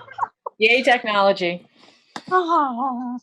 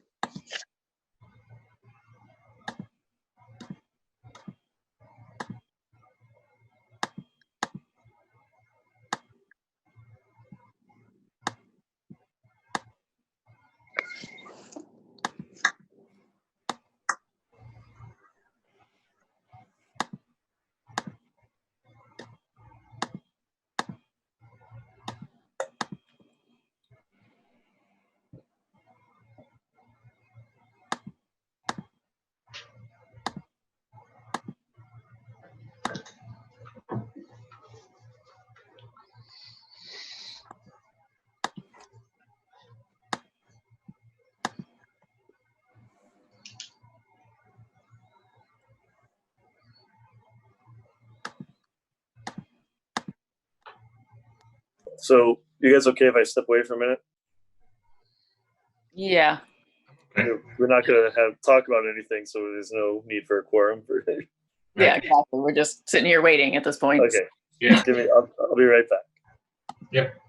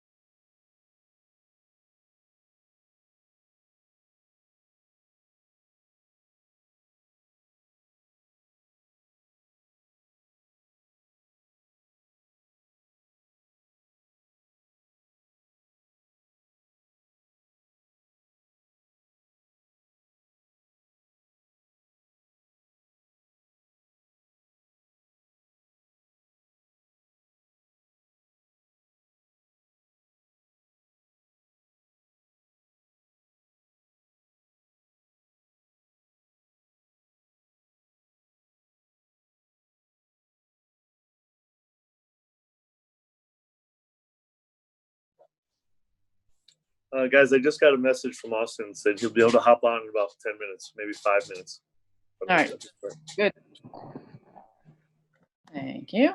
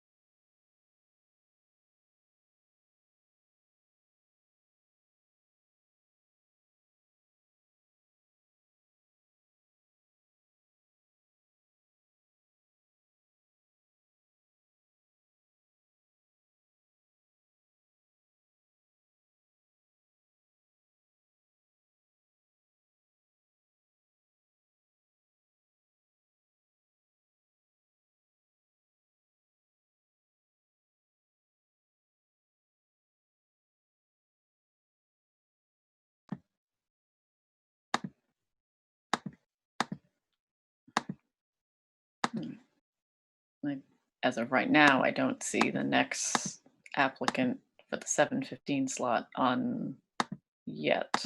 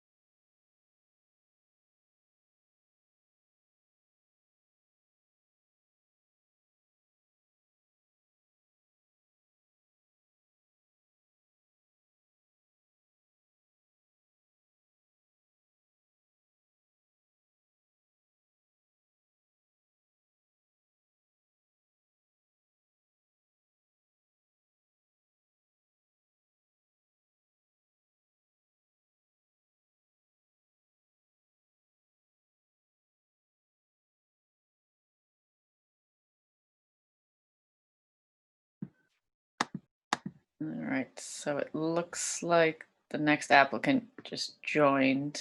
So Mick, I'm going to do in Zoom what they say is promote to panelist, so that way you'll have video and speaking capabilities.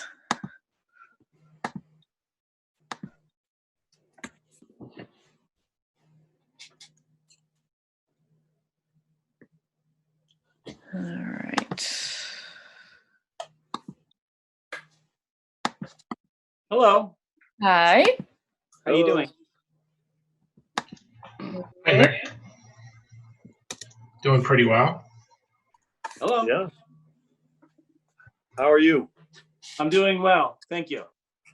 I'm sorry, I'm having trouble reading everyone's names on the screen. Oh, yeah. This is Dan Finn. Dan, how you doing? I'm Mick. Yep. Karen, Chair of the Board of Health. Hi, how you doing? And you? Doing well, hanging in there. And Mick and I know each other. All right. Hi, Josh. We played music together over the years, Oh, and yeah, and been friends as well. So Nice. All right.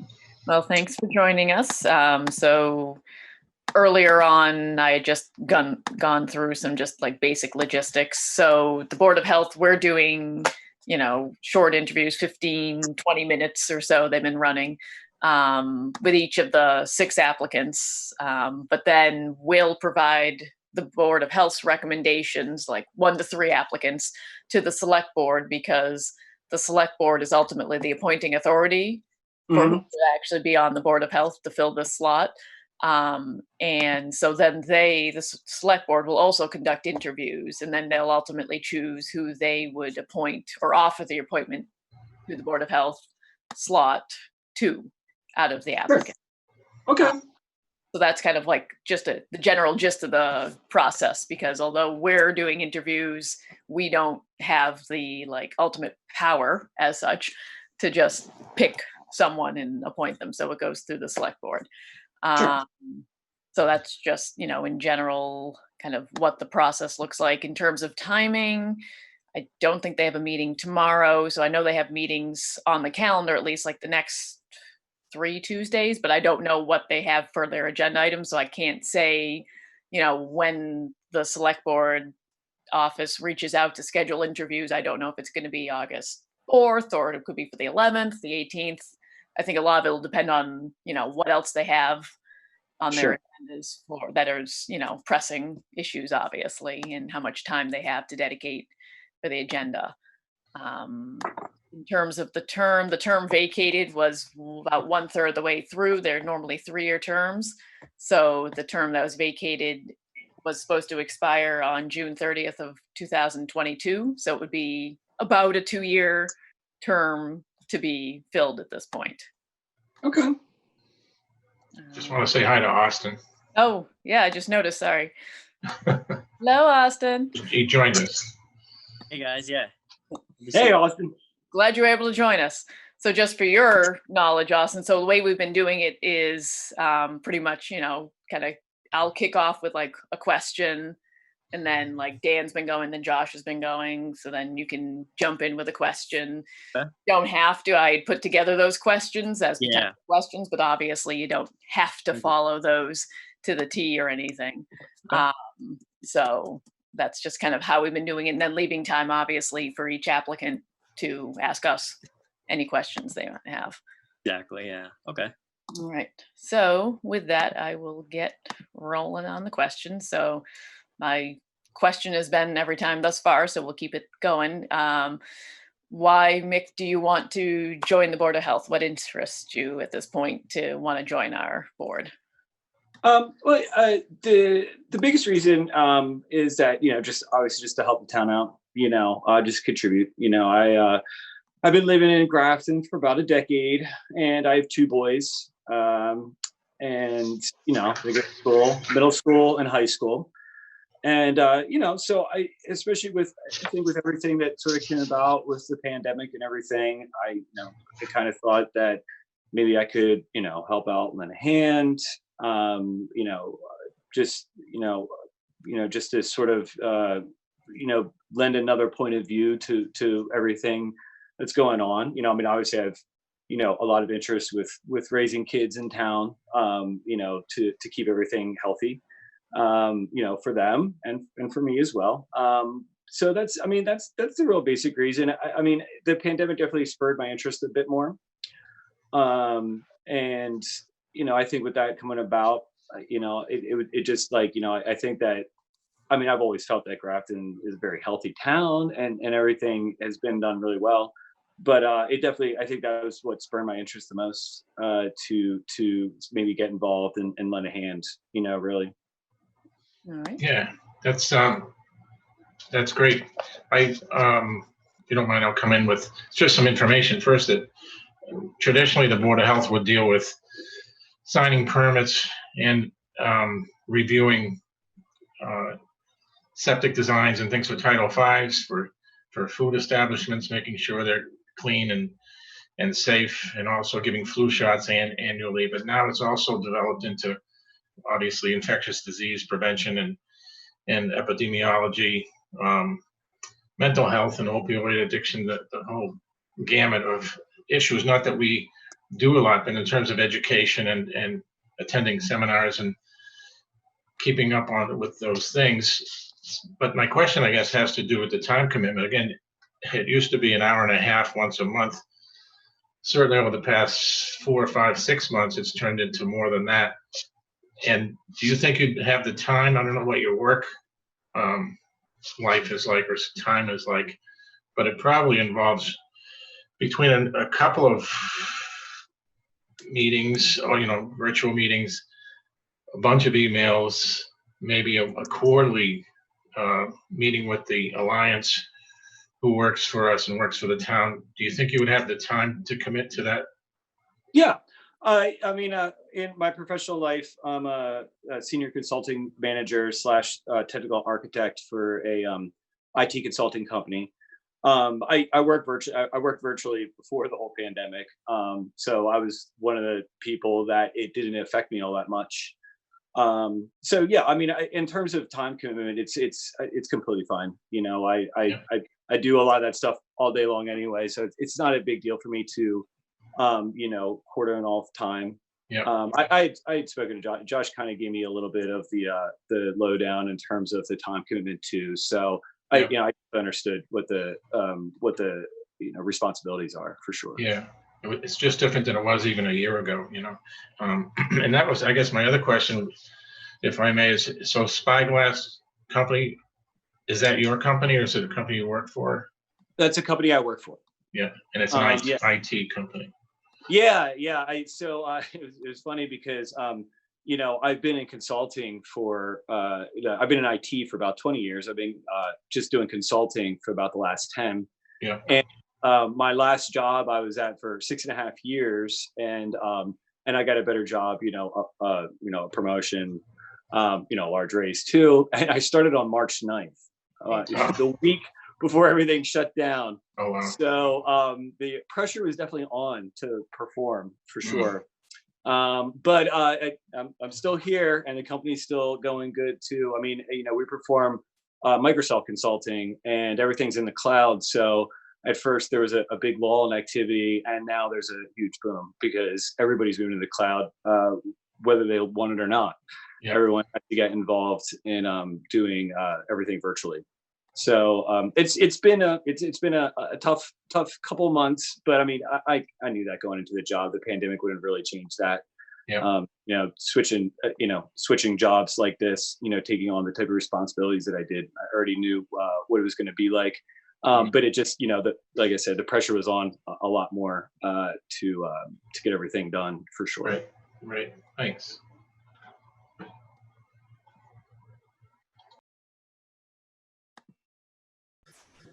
Hello, Mick. It's Josh. Hello. So we've been asking people, you know, or I've been asking, you know, if people have had any either experience in any sort of public service, and if they had, or if they hadn't, I guess maybe they could talk to us about a time where they did work with a group of people to try to accomplish something, and maybe, you know, through some sort of adversity, and how they handled that situation. Yeah. So I mean, I haven't done any public service, but I have tried to do a couple different events for the public, for the sort of greater good. The one thing I know that I know that you know as well is I put on Rocktoberfest on the Common, and that was a benefit for Veterans Inc. And I thought that was really good. I mean, I thought there was you know, a general benefit for the entire public, for the musical community, you know, as you know, you're part of. But you know, the nice thing was that it brought the entire town together, and it was everybody sort of contributing and doing something, you know, something a little bit more above and beyond us. In terms of adversity, you know, it definitely was. You know, it was a lot to put it all together, and we didn't, you know, as we were putting it together, you know, beyond just the simple organization, you know, there was worries, even as it was going on. There was people that were worried about traffic, and you know, and pedestrians, you know, and getting there safely, you know, obviously in and out. And you know, Laura often actually offered to help out as well with doing that. So, I mean, just the entire organization of putting everything together, and you know, trying to make sure that, you know, that it came off as a safe event, something that would be repeatable. I don't know if we're going to be able to do it again this year, but unfortunately, I don't think so. But you know, you know, it's still hopefully in the future, post-vaccine, we'll be able to do it again. And I thought it was a great success. I thought everyone in the town loved it. You know, they announced it in the high school. A lot of kids showed up. It was definitely a big family event type of thing. So in that sense, you know, that was a public service. You know, not in terms of necessarily what we're doing here or trying to accomplish, but you know, with the greater goal of trying to put something on a safe event for the public to come. You know, I think that it went really well. You know, right? All the feedback I got was good. Thanks. Mhm. Austin, want to ask something? Hey Mick, how you doing? Hello. Yeah. Sorry to join so late, guys. Sorry I missed the first couple interviews. But so you work in IT. I mean, now during the pandemic, we're gonna probably do a lot of emergency dispensing, vaccine administration. Do you have any sort of experience in the medical field or any sort of maybe vaccine administration or for procedures with large populations or anything like that? Any knowledge behind that, or like why would the board recommend you for the open position? Yeah.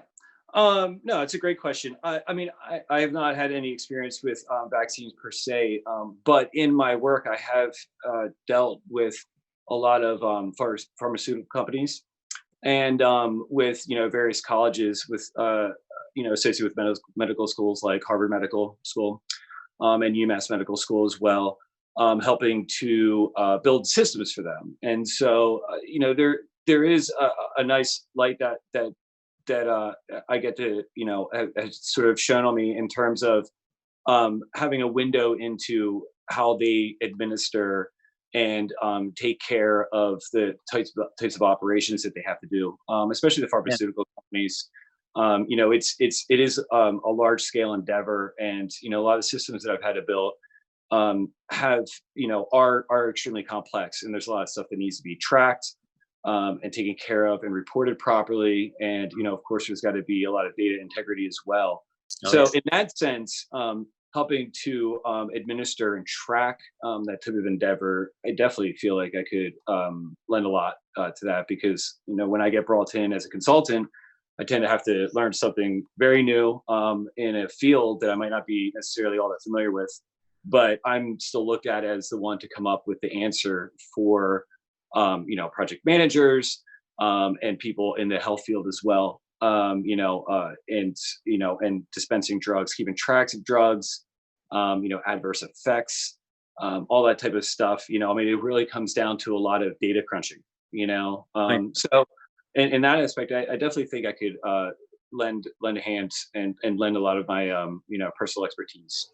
Awesome. Thank you. I was just going to mention that if and when we get involved, and we will, I think, in an emergency dispensing site or vaccination site, it's going to take more than just vaccinators. It's going to take people with doing paperwork and organizing and tracking it, and so those skills are pretty important to the whole project.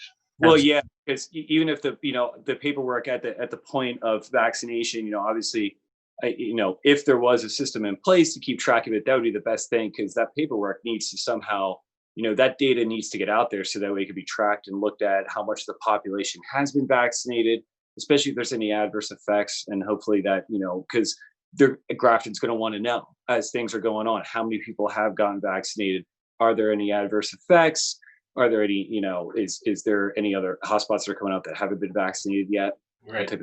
Correct. And it's going to have to be reported to the state as well. I'm guessing I could be totally wrong. There'll probably be some type of either national or state public health reporting. Yeah. That'd be my guess. Yeah. / hope, honestly, that they don't leave it up to every little town in the country to come up with their own tracking method. Fingers crossed. Yeah. Right. That'll be fun. Even for the state, it's not going to be fun if that's the case. For all reporting in a different method. Some people sending an Excel spreadsheet. Another town has a fancy system or something. It won't be good for the state or the country. So, Mick, what questions do you have for us? You mentioned a bit about the daily activities. Not daily activities, just the overall activities, not necessarily daily. The types of things, septic systems. You did mention, the idea of COVID, how that might play a role. What other types of duties am I sort of expected to perform beyond like the meetings, every other week meetings, quarterly meetings, that type of thing, and emails? Is there anything else responsibility wise? Well, that I can think of, it's an occasional they like to have one of us from each town's board to represent the town or whatever. And there's a number of public health. I was amazed at how many different public health organizations there are in Massachusetts. Yeah. Um, and again, we're closely aligned with the Alliance out of Central Mass and Worcester, and they have about 8 different towns that they service with inspectors, and it's actually kind of nice that they come and report to our meetings, and they kind of do the difficult work, so to speak. But a lot of times there are emails going back and forth to them, and or a conference call when something in particular may come up. And every once in a while, as Josh and Austin know, Nancy from the office will call and say, I need another signature for a permit or whatever. So sometimes we'll have to run in. That doesn't happen very often, maybe once every couple months. Or so. Especially right now. Yeah. They're running into the office. Yeah, that's right. It's difficult now. But Yeah, there's a lot of quarterly meetings to attend as well. Unfortunately, most of them are usually during the day on a work day. But yeah, there's a lot of quarterly like Alliance meetings or the FEP meetings or even monthly status meetings and stuff that we used to attend. Some are on Zoom. Yeah. Sure. Some of them are trainings that are optional. For Yeah, instance, a lot of particular trainings too and classes you can take on Saturdays even.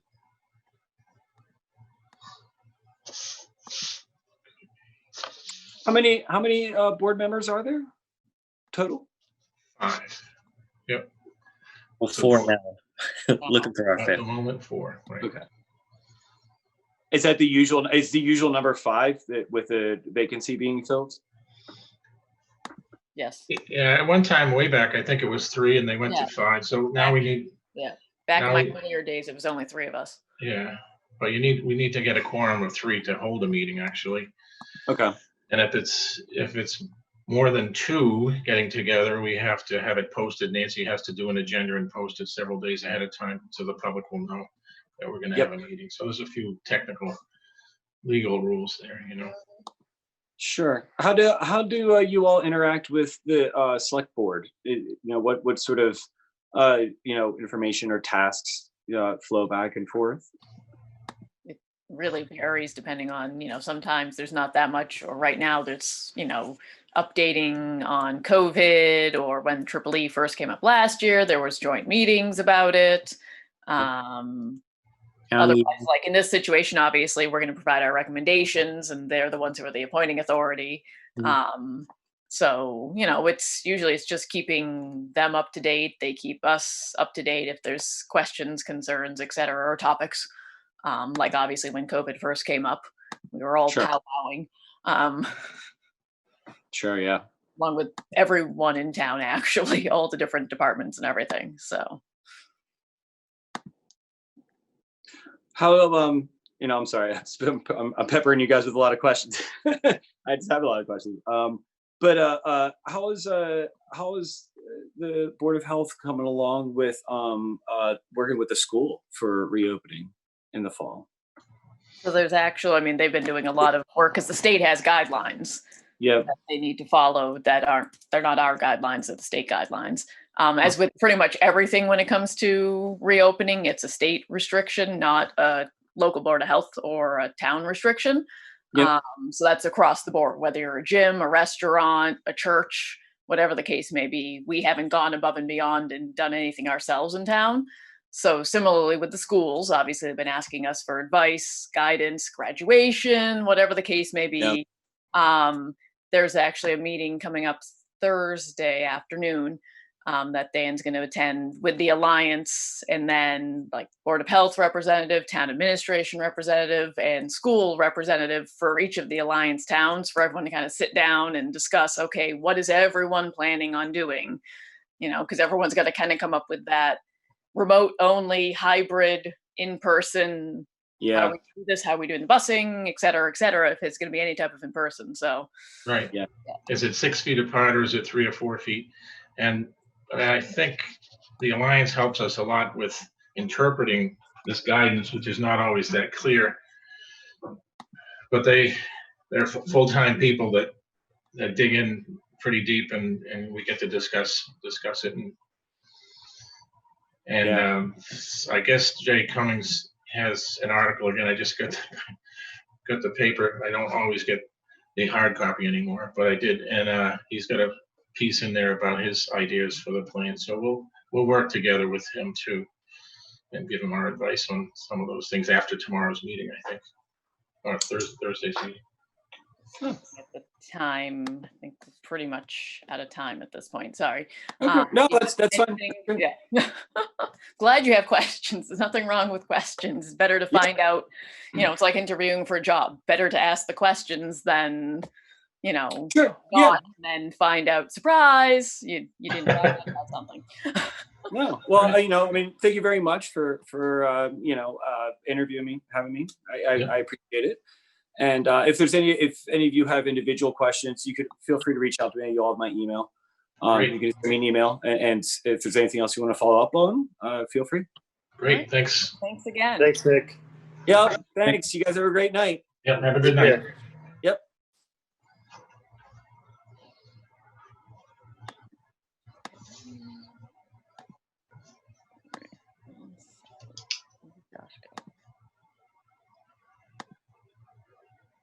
Where did Josh go? I have Josh moved. Josh somehow weirdly went. Hello? That was weird.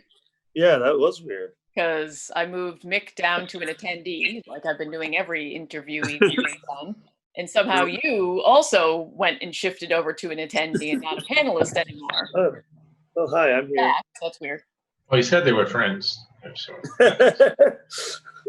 I'm like, it's not like, in Word or Excel where if you hit shift and you click on something, it highlights both of them. That's not how this works. So that was strange. All right. Let me just 1 minute before we start the next one. Let me just pull up my information.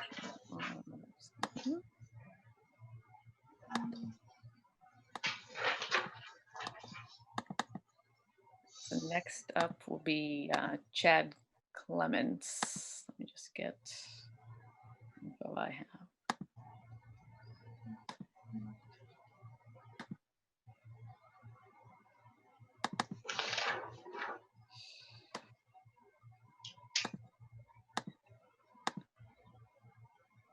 Oh, and Josh, we lost your video. That was weird. It must have automatically shut your video off or something. I don't know. Here. Oh, technology. There you are. Sorry. I don't know. I'm still shocked that it just put you down to an attendee at the same exact time. I don't know. Yeah, that was really weird. That was strange. All right. So next is Chad. So Chad, for your purposes, I'm going to do the reverse of what I just did with Mick and promote you to panelist. So that will allow you to be on video and able to speak. And then I'll just go through a little bit of a spiel that I've been doing.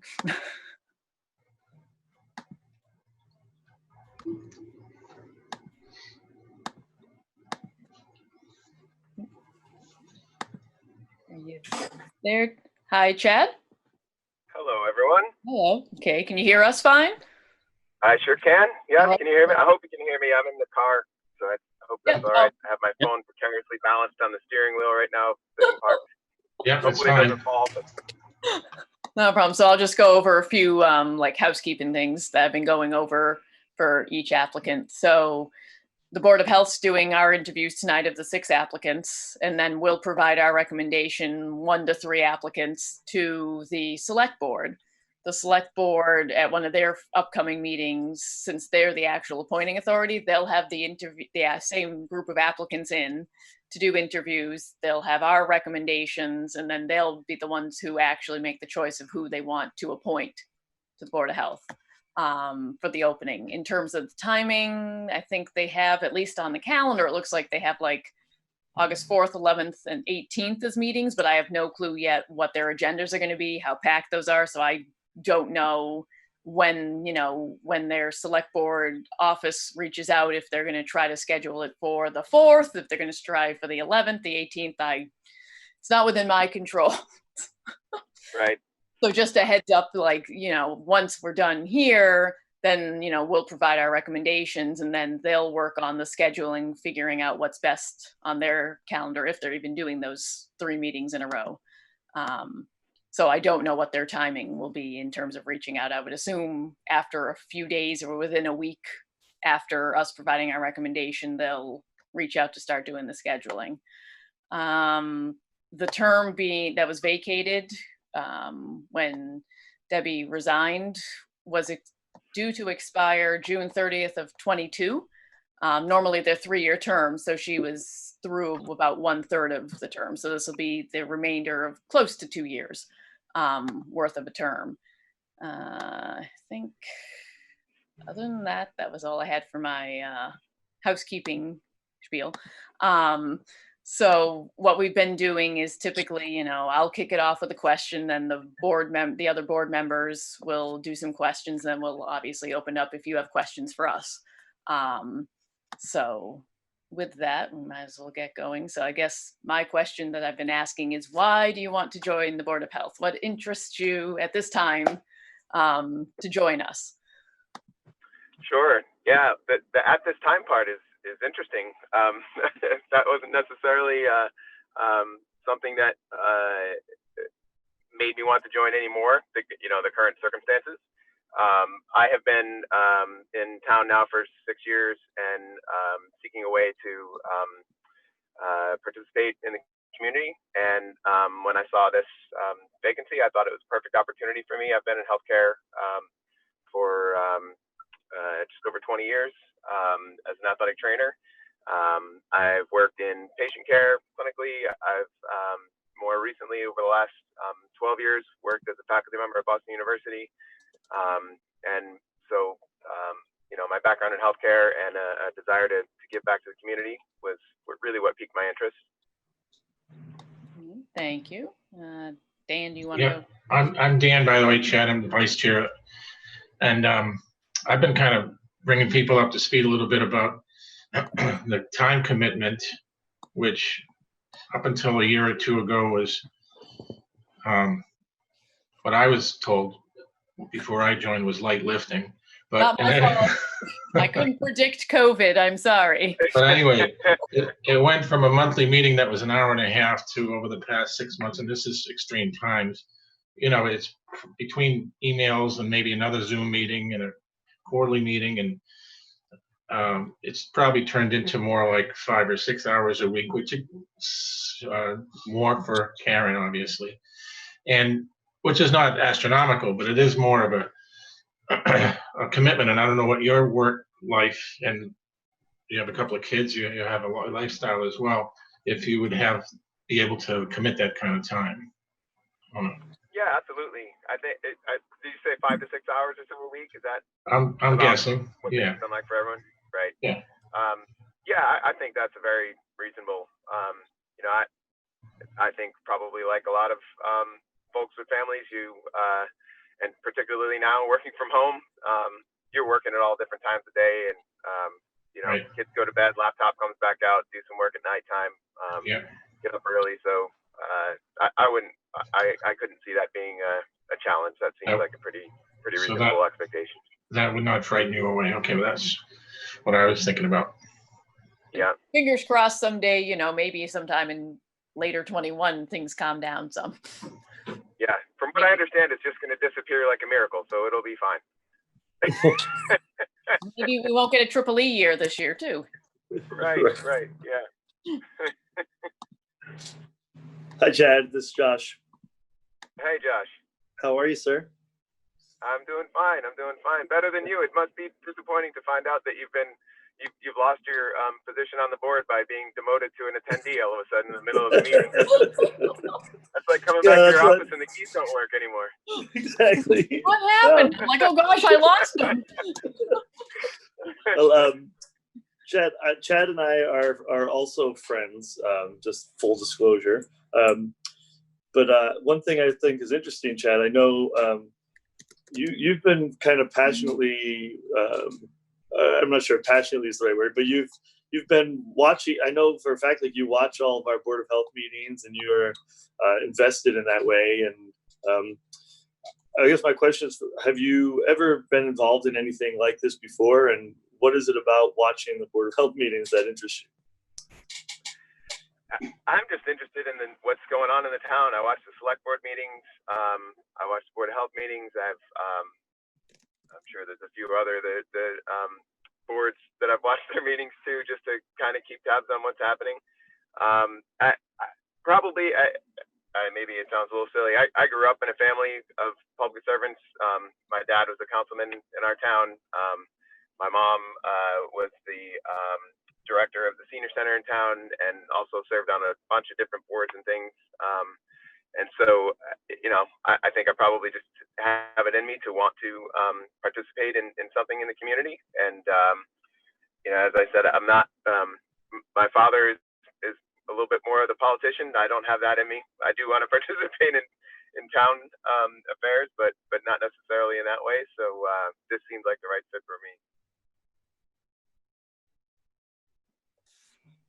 Thanks. Hey, Chad, how you doing? This is Hey, Austin. Austin, how are you? I'm good.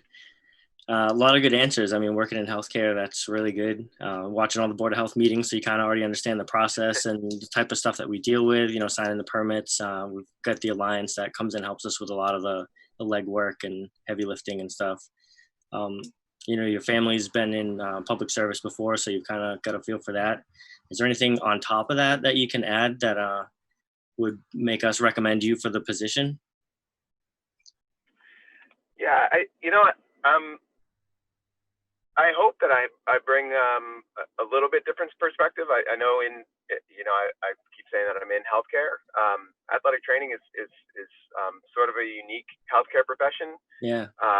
In that, and part of the uniqueness is that the public perception, I think, is that mostly we work with folks who are really physically active, and the fact of the matter is we have patient populations that work and live and participate in all different types of activities. It's not just athletics. And most interestingly, I think, since the pandemic has hit, at Boston University specifically, athletic trainers have been, while their patient populations kind of left campus because the school closed. Yeah, really. There was a heightened need for more healthcare providers in student health, and also now that students are coming back to campus, they're also in leadership positions on the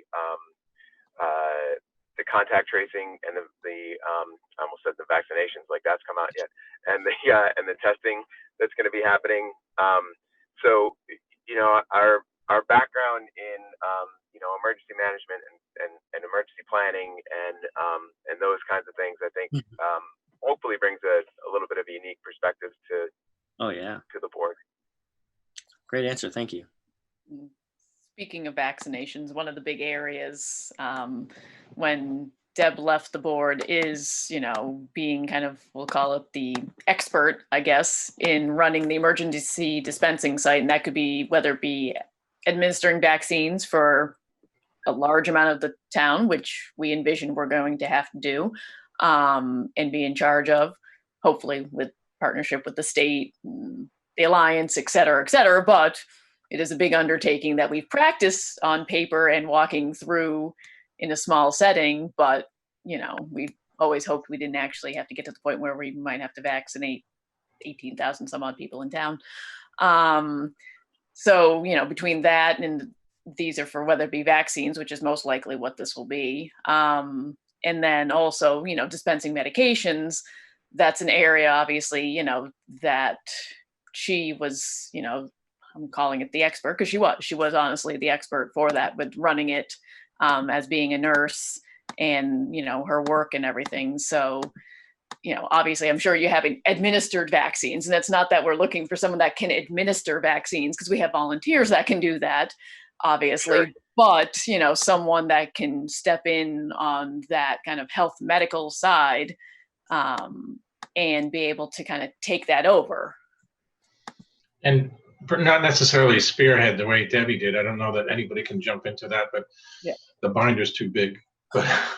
But to participate, I guess participation is what we're looking for. And in that kind of group endeavor, you know. And having those leadership skills sounds like it'll Yeah. really help. Yeah, I think what it sounds like, it's on a much larger scale, obviously, but the organization of something like that sounds very much like what athletic trainers do. You know, in say August or something, if you're working in a collegiate setting and student athletes are returning, there's a mass pre-participation physical exams that have to happen. And while some components of that, the athletic trainers are actually doing, it's going through medical histories and taking height, weight, blood pressure, those types of things. The organization of something like that too is a pretty monumental task depending upon the place that you work. So I think that's probably something that might be helpful in that particular circumstance. Alright. I guess, do you have any questions for us before? Obviously, I want being mindful of the time. Sure. Yeah. What you just asked got added a little bit. I think I'm curious to know what you all are looking for in a colleague on the board.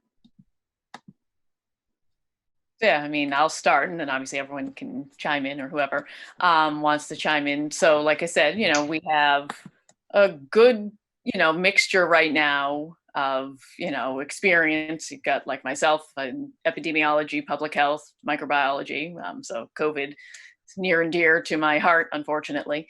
Sad as that is. And on the pharma medical device side, then you have Dan, who's a retired pharmacist. Austin's got some great environmental experience, because we still are, I call it our normal day job as a board of health is, making sure the restaurant inspections are being done with the Alliance, and septics and wells and that type of thing. And then, those are still going on, even though we're in COVID times and EEE, et cetera, coming up. And then, Josh with the restaurant experience. So it's not that we need we must have a health medical RN doctor side of the world. It's definitely, we want to lean towards, in my opinion, we had a strong health medical side of the world. We definitely prefer to get someone back in with that type of experience to help kind of balance us out as such, so we don't lose that component. And I think we're looking for someone that's collaborative and a good communicator, and also just has a broad vision of public health, because it is a pretty broad subject, actually, not just a specific, not just epidemiology. No offense, Karen, who has a degree in that. Hey, but no one knew what epidemiology was pretty much until COVID. I just want to say, I was ahead of the curve, I guess. But has some broad interest and knowledge in basically helping people and keeping the town safe,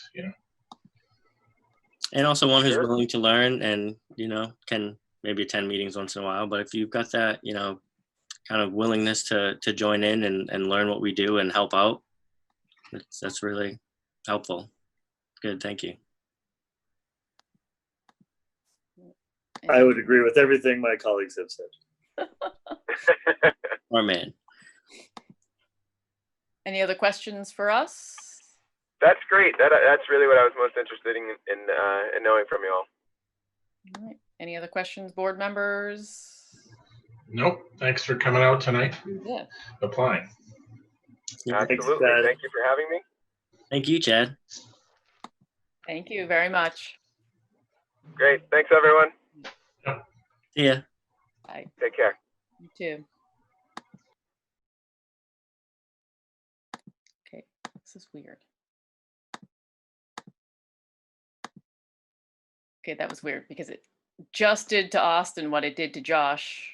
Yep, it was quick though. I'm right Well, back. that's because I saw it. It popped up, and it's like Austin's as an attendee. I'm like, what is it doing this? The first three had no issues. I didn't lose anyone that switched to attendee when I switched someone totally separate from panelist to it. That's freaky. Whatever. At least I could get you back without having either of you have to re-sign in and all of that rigmarole. Yeah, thank you. Technology's getting cranky, I guess.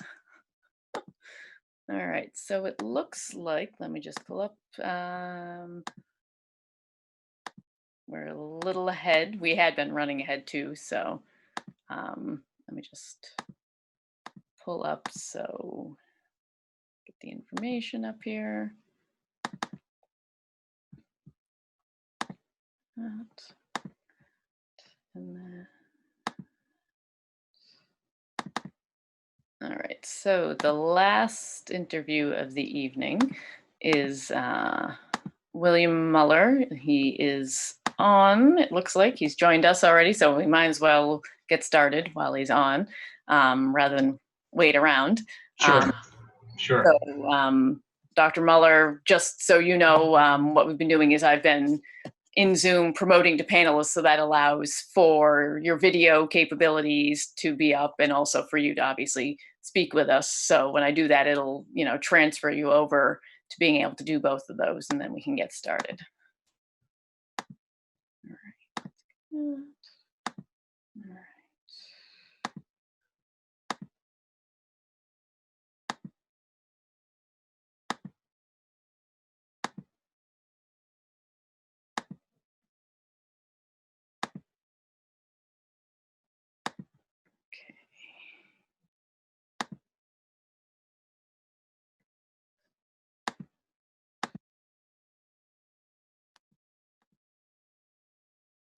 All right. All right.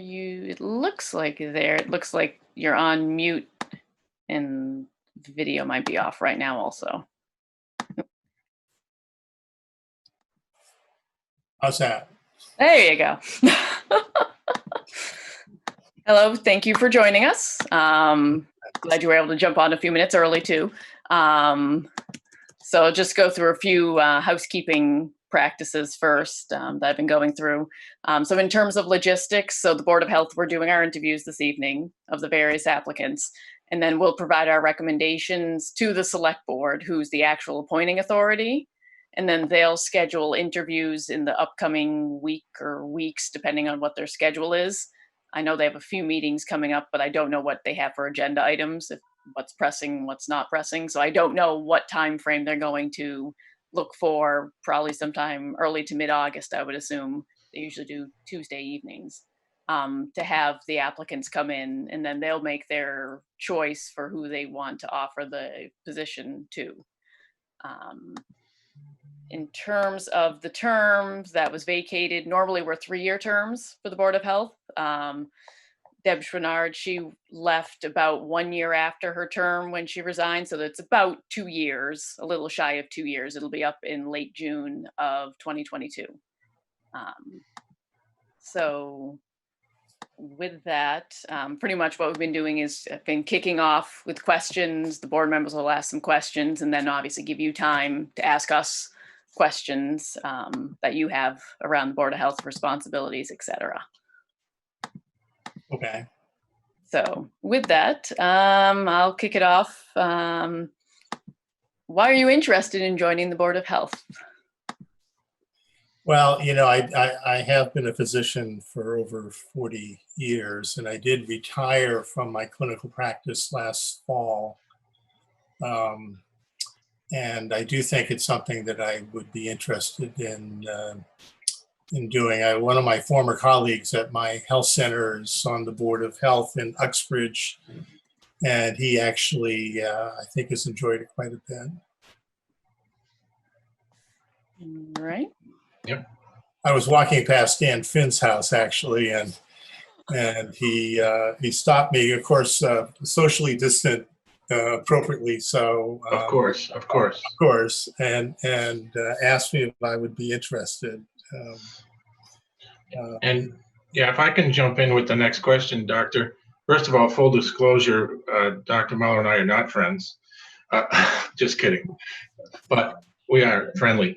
Kind of neighbors. Yeah, neighbors, and actually professionally, I've known you for the 40 years or so, and I have to say, you have to be the top physician that I've interacted with in 40 years in terms of being responsible and cautious and professional. So anyway, that aside, I may have misled you on that walk by saying that, implying that it involves one meeting a month for an hour and a half, because over the past, that used to be the case maybe a year ago. Sure. But because of the current situation and other things coming up too, it's turned into between emails and maybe a quarterly Zoom with the Alliance. Trainings which are available, not necessary. I happen to go to Fort Devens for a couple, one to bone up on Title V stuff. But it seems to me, I'm guessing it involves more like 5 or 6 hours a week spread out. And I guess now that you're retired, you might be able to handle that workload. But how do you feel about that? I would be fine with that. Yeah. Yeah. It's better than the 50. I'm still in my transition period, of course, So Yeah. anyway. It's better than the 50 or 60 that you used to put in. Right? Sure. Yeah. Okay. Thanks.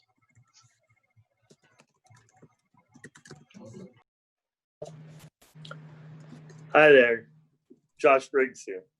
Hi. Thanks so much for taking the time. This sounds like your experience obviously puts you at a much different level than a lot of the other rest of us on the board here, as far as your understanding of the public health and that aspect of it. So I wouldn't even know where to start to what kind of questions to ask you in that realm. But as far as public service, has that something that's interested you before, or was it just something that Dan had mentioned and it sort of sparked the interest? Well, I think in the context of my practice, I think it was fairly all-consuming in terms of time commitment. I did actually come to Uxbridge in the public health service. I was the area was designated as a federally underserved area, health manpower shortage area. I was an impoverished medical student and had taken money from them when I was in medical school, and they sent me to Uxbridge, and I stayed there for 40 years. So I think in that sense, yes, public service, I mean, I've been involved in a lot of healthcare related sorts of things. I've been like the medical director of the VNA in Milford and the medical director of the Beaumont Nursing Home in Northbridge and so forth. But most of my activities have centered around that. I've done a fair amount of administrative work at Milford Hospital. I was their vice president of medical affairs for about a decade. So I do have some administrative experience. Of course, the scope of the Board of Health does venture into areas that I don't have a lot of practical experience. Things like, septic systems and things of that sort. But I'm sure interested in learning something about it. Yep.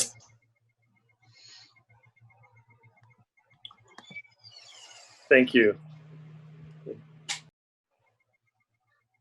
Hi, Bill. My name's Austin. Nice to meet you. Hi. So you've been a physician for 40 years. That's pretty good. Yeah. Right now, so you've got a lot of time to attend a lot of the quarterly meetings and stuff, maybe, and attend our meetings. And Yeah. So I besides, used to tell people, I didn't go to UMass Medical School because it wasn't there. So people don't really appreciate what a relatively young institution it is, actually. Oh, right. Yeah. I've been on the faculty there for 40 years. So. Wow. Is there any other experience that you have that we should know about? Do you know anything about emergency dispensing sites or like vaccines, vaccinations, anything like that? Well, vaccinations for sure. And certainly the VNA does a fair amount of vaccinations in terms of influenza vaccinations, things of that sort. Oh, yeah. I mean, I don't have as much direct experience with some of these other things, but have kind of interfaced with them to some degree. Yeah, exactly. Yeah. Interesting. Okay. Anything else you can tell us to give us any more knowledge about you, about why we should recommend you for the position? Well, I mean, I do think it's probably helpful to have somebody who has a medical background Absolutely. to complement other people. I did look at the state website today, and it actually said that it recommended one of your members be a physician. Yes, exactly. Yeah, I think most physicians are in a situation where they're so busy doing the things that they have to do that they're not really available to do that sort of activity. Curricular work, yeah. And so I happen to be in the situation where I can do that now. I've lived in Grafton for 39 years, so so you know. And didn't you get called back into service a little bit with the COVID situation? I did. Actually, what happened, you know, when they were opening the DCU center and things of that sort, there was an attempt to get recently retired people to kind of be re-credentialed. Yeah. And so I was re-credentialed. They didn't, at least in the first wave, didn't need my services. Yeah. But I'm still, I think I'm still kind of credentialed now, you know, after having kind of been formally retired. So. Yep. Yep. Yeah, it's these are interesting times, you know. And other boards that you've served on, and apparently directed a few of them, but you had a board of trustees meeting earlier tonight. Right. That's why you're on so late. Do you have many other boards or other commitments at this time? Not really. Yeah. No, I kind of stepped back from most of the things I was doing. So. Right. Right. And do you have any questions for us? Yeah. Well, I mean, I think I do think that it's something that I'm interested in learning more about. I mean, I noted that you don't have much in the way of minutes for the last year or so in your website. I'm not sure why that was. I was reading minutes from, you know, back a year or two ago about. Oh, yeah. Well, I think part of the reason, Nancy can confirm this, Nancy's our administrative assistant, and actually she's the one that takes all the heat from yes 8 to 4:30, 5 days a week, and then reports to us. But I think Debbie, who has retired from nursing and then resigned from the board, she was our clerk, and she missed a few meetings in there with some family things going on. So yeah. I don't know. Maybe it was maybe I was supposed to step up and take notes, but it's not even just that. It's besides that, obviously with COVID. Sure, yeah. I mean, it's unfortunate. I think it may be a circumstance where actually people are more likely to look for information on your website. Certainly, there's going to be a huge debate about schools. My daughter Laura is a school teacher, so I'm hearing about it through her as well. And you know, I think more updated things in terms of CDC website links and things of that sort would probably be fairly easy to establish as well. Yeah. What your current listing on on your website, the CDC says COVID is not a major issue in the United States at this point, which to me suggests it hasn't been updated in a while. Right. No, but I mean, you know, that's a small point. But I mean, I think it's an opportunity, I think, to really, you know, probably provide some expertise to the community at large that, you know, that may be important. I don't know. Yeah. Yeah, as far as the schools go, I'm going to be joining the Alliance at a meeting on Thursday at 1:00, and their focus is going to be getting back to school according to the state guidelines and various other guidelines, and trying to interpret them and get everybody on the same page and try to give some practical advice. So I'm looking forward to that information. Yeah, I mean, I think, you know, the issue about variable schedules, so with working parents it's going to be a huge, right, you know. Right. And I don't know. And I mean, I don't know. And of course, the whole issue with testing has become such a problem as well. Right. I mean, one of the big things about COVID-19 is that there's a significant number of people who are infected and potentially contagious who themselves are not symptomatic. Correct. You know, so when you see people, you know, checking people's temperatures to coming through the door, that's a waste of time. Mm. You know, presumably people would not be coming through the door if they had a fever. But I mean, but you're going to miss a lot of people who are potentially infectious if that's the only criterion you're using. I mean, I think I shared with Dan, actually, my 98-year-old dad was positive for COVID-19. He never became symptomatic. He just, you know, Yep, it's a he's scary thing. kind of demented, you know, so he doesn't really, I think I'm not sure he understands why no one's coming to visit him these days. No. That's too bad. That's sad. Oh. Oh, yeah. But I mean, but he was, you know, I mean, you would think 98 and positive tests, that would be like, you know, that, you know, kind of throw up your hands and say, right, prepare for the end, but right, never happened. Wow. Wow. Now he's going to live to be 100. Easy. Well, I know it's not going to be easy. No. But you hear the cases of that where they're 102-year-old, they survived the 1918 flu, whatever the case may be, and they're just rolling through COVID like no problem. Not all of them. Yeah. Well, there was one person whose twin died in the 1918. Yes. And she was 101, I guess, and she has survived COVID-19. So I don't know. I mean, I think it's really very difficult. You know, I mean, one of the things they talked about tonight is the restrictions on people coming into Massachusetts. There's now a governor's order saying that, you know, if you don't self-quarantine, that you're going to get fined, you know, $500. Yeah.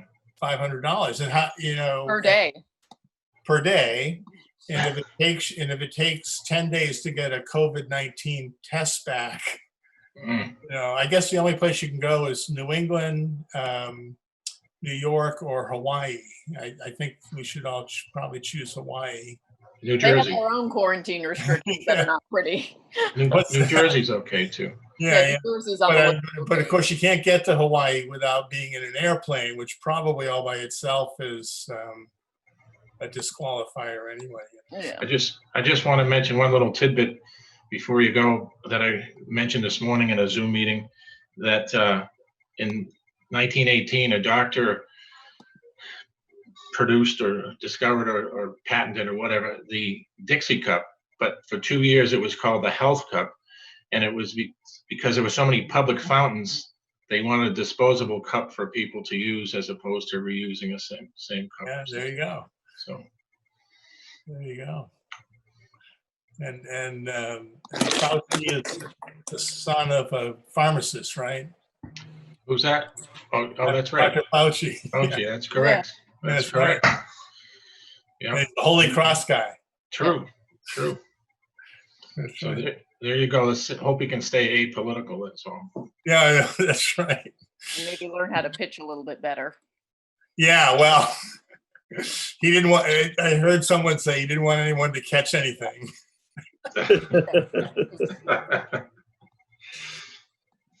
All Well, right. thank you so much. If you don't have any other questions, we'll probably Okay. sign off. Anybody else?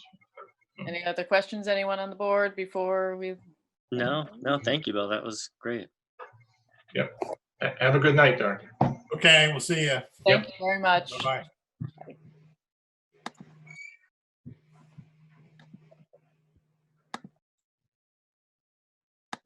On a positive note, I didn't lose anyone on the, Board of Health members who did that this time. I was waiting for Dan to be the next one to get kicked out into attendee land. So that's good. We didn't lose anyone. Right.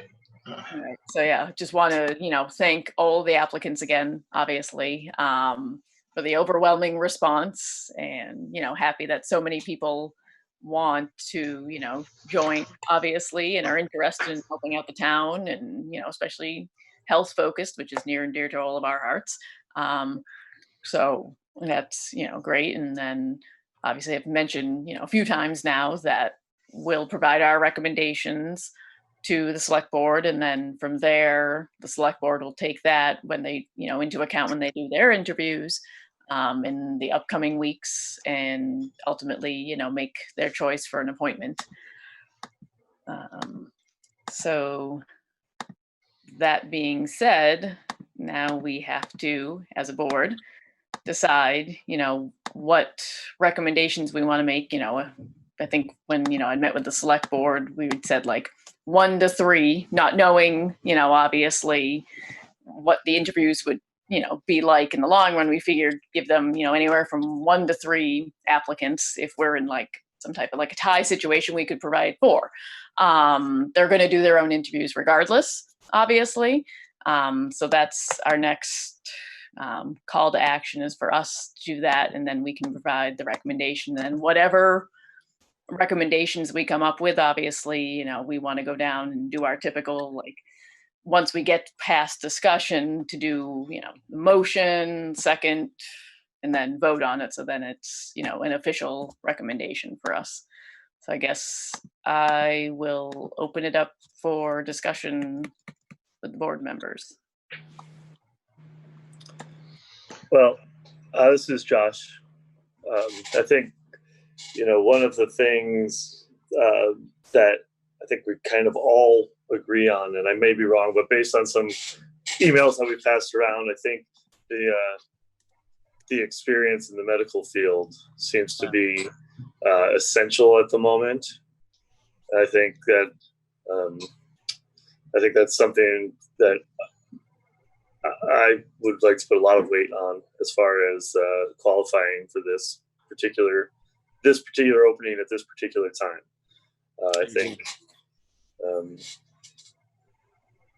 that's essential, in my opinion. Yeah, exactly. Looks like I'm going to have a seance here. I know, it's like it get really dark, Dan. Yeah, I agree. I think even before the interviews, I think the 2 nurses and the doctor had a leg up, or half a point up on the scoring system. Totally. But I've got to use my calculator on my phone to add up my numbers and divide by 5. They were a guide. It wasn't to sit there. No, but not still, the SATs. But there's a couple of them are so close, I think, Well, that's why also I didn't want us to be like, we have to provide 1 or we have to provide 2, knowing that we're talking 6 candidates, which I honestly don't know if any board's ever had that many applicants. Right. Let alone us, definitely have not had that many applicants. That's why I want to, when I met with the select board, leave it wider so we give them, our thoughts, but we're not saying don't choose X person. Right. But, Austin, what do you think? I do like how Bill's retired. He's got extra time to attend a lot of the extra meetings and go through the emails and, learn a lot more about what we do and attend a lot of the trainings and classes and stuff. And Andy's got that 40 years being a physician background. I mean, that's right up our alley. Chad's got that leadership quality. He's been in healthcare. He knows a lot of what we do already with the meetings, and he's got family that was in public service, and he's got willingness to learn, and that really counts. Yeah. So You unfortunately, Austin, you weren't able to meet Anne and Lisa. Yeah, I know. I missed the first Or part. Jeff, I don't think did you meet Jennifer either? No.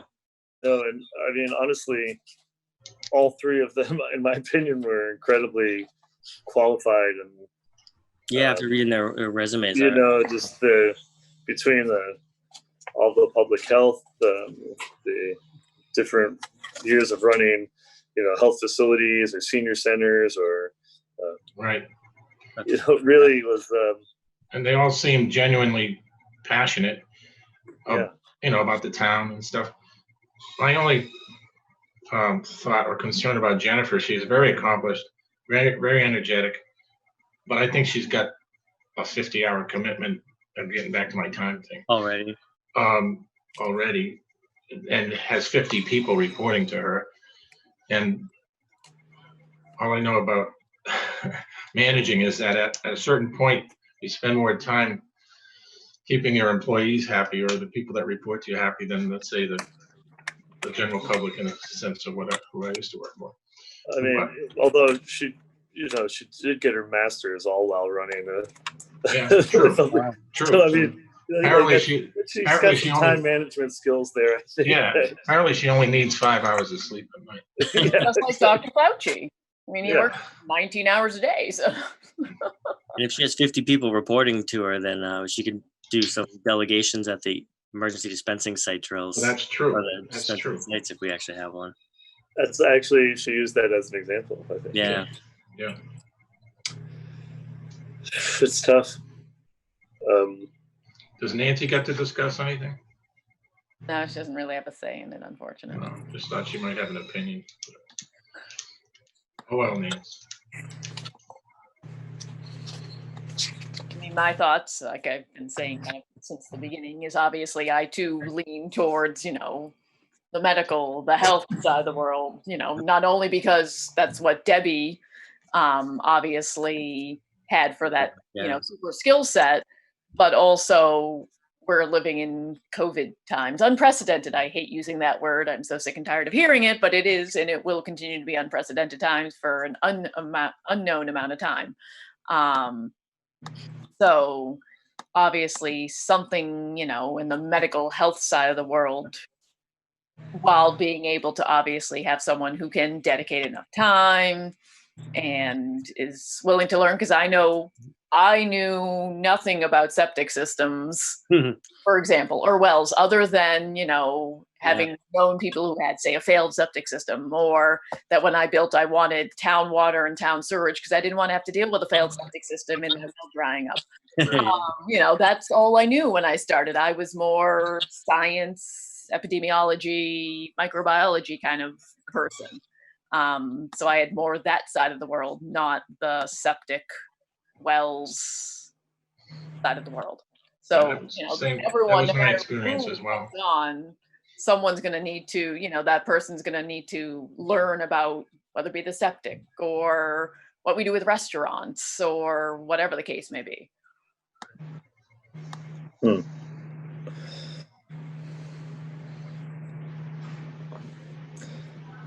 Yes, you are correct. That's, I mean, No one said this was going to be easy. Yeah, obviously the town is in a very fortunate spot to have so many people that are so qualified and so interested in helping. Sure. So I think that says a lot about Grafton.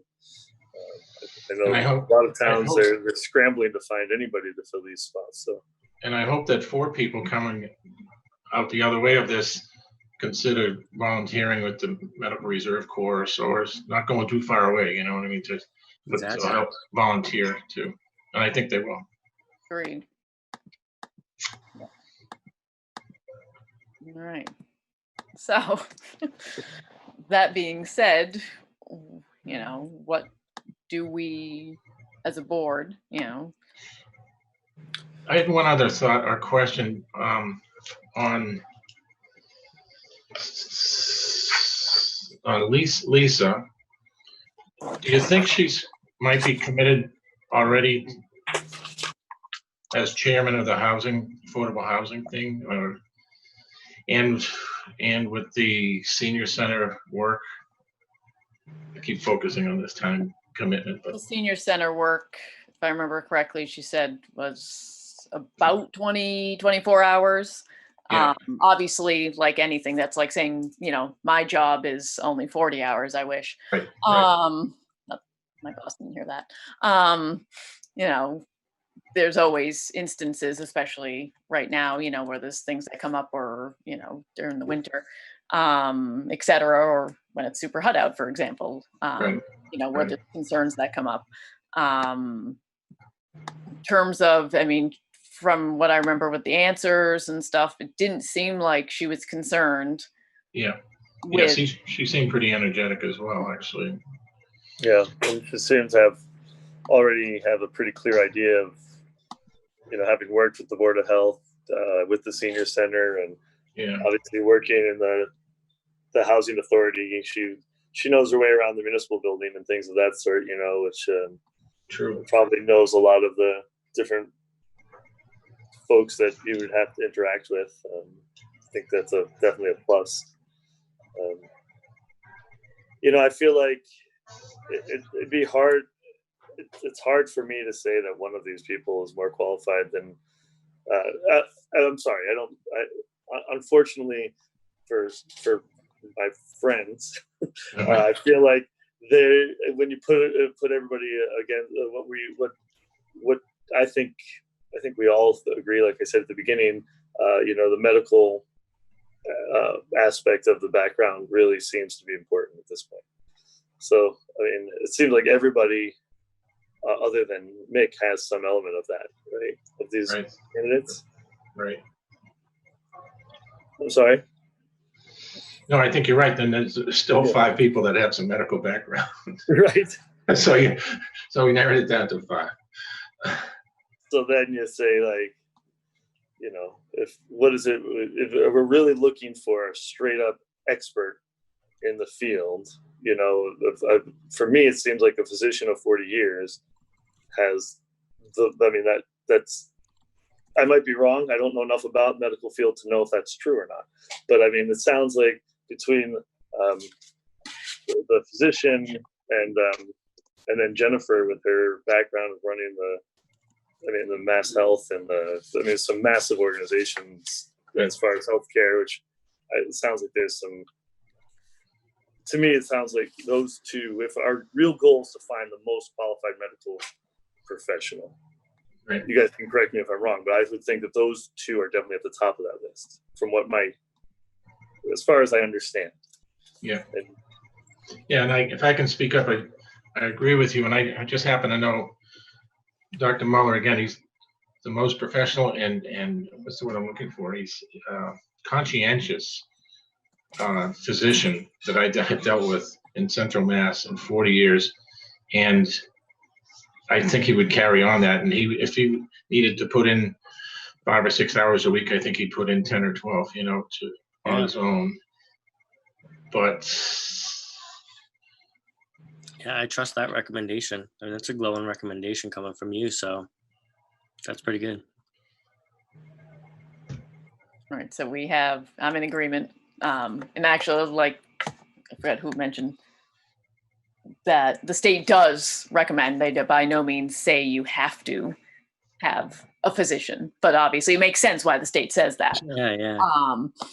It's not, but that being said, I still think, we have 6 qualified candidates. In my opinion, I think we should offer up, because you never know, they could think, more about it, and someone could, et cetera, so that's why I'd suggested the select board anywhere from like a 1 to 3 kind of situation. So that way, if, someone's like, nope, sorry, one of our recommendations backed out as such, no fault of theirs, obviously, they just decided after talking with us, can't really dedicate that much time. That way the select board would still have something to go off of with our recommendation.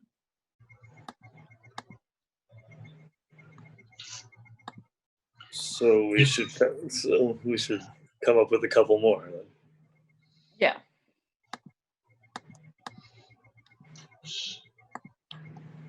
I wonder, is it something that we want to? They're not doing this for a week or so, right?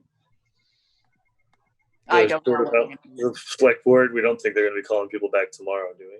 I honestly don't know. We don't know. Yeah, I just wonder if you want to sleep on it. In my experience, that's I was a director of recruiting for 10 years for a company, so I don't like to make any super big decisions on the spot, because sometimes you remember little things that were said or things that kind of remind you, like, oh, Yeah. Or maybe even things that we've talked about in the past that now we'll be like, oh, well, now that we think about it, maybe that particular candidate would fit that element. Just remember, we need a meeting with quorum in order to continue. I know. And our next meeting is not until the 10th. Understood.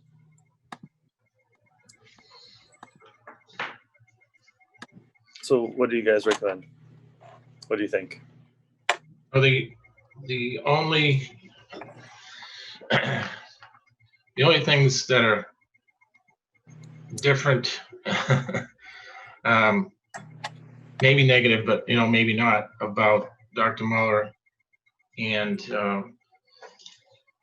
Jennifer is that they don't have a lot of experience with politics in town. I don't want to go and turn this into something else. And I'm thinking maybe they don't know how everything works, but maybe that's not such a bad thing. And that is a good thing. That I don't want to say too much about that, but I guess what I'm saying is I don't think I personally would hold that against them, that they haven't been on a number of boards. I know I wouldn't, only because 14 years ago, I had nothing to do with town politics. Yeah. Before I came in here, I am 14 some odd years later. Yeah. Still doing it. You got to start somewhere. So yeah, I wouldn't personally, myself, hold that against someone. Yeah. No, neither would I. So should I make a motion to nominate two for us to select 2 out of the 6, or are you looking for a third one, Karen? Might as well go with 3.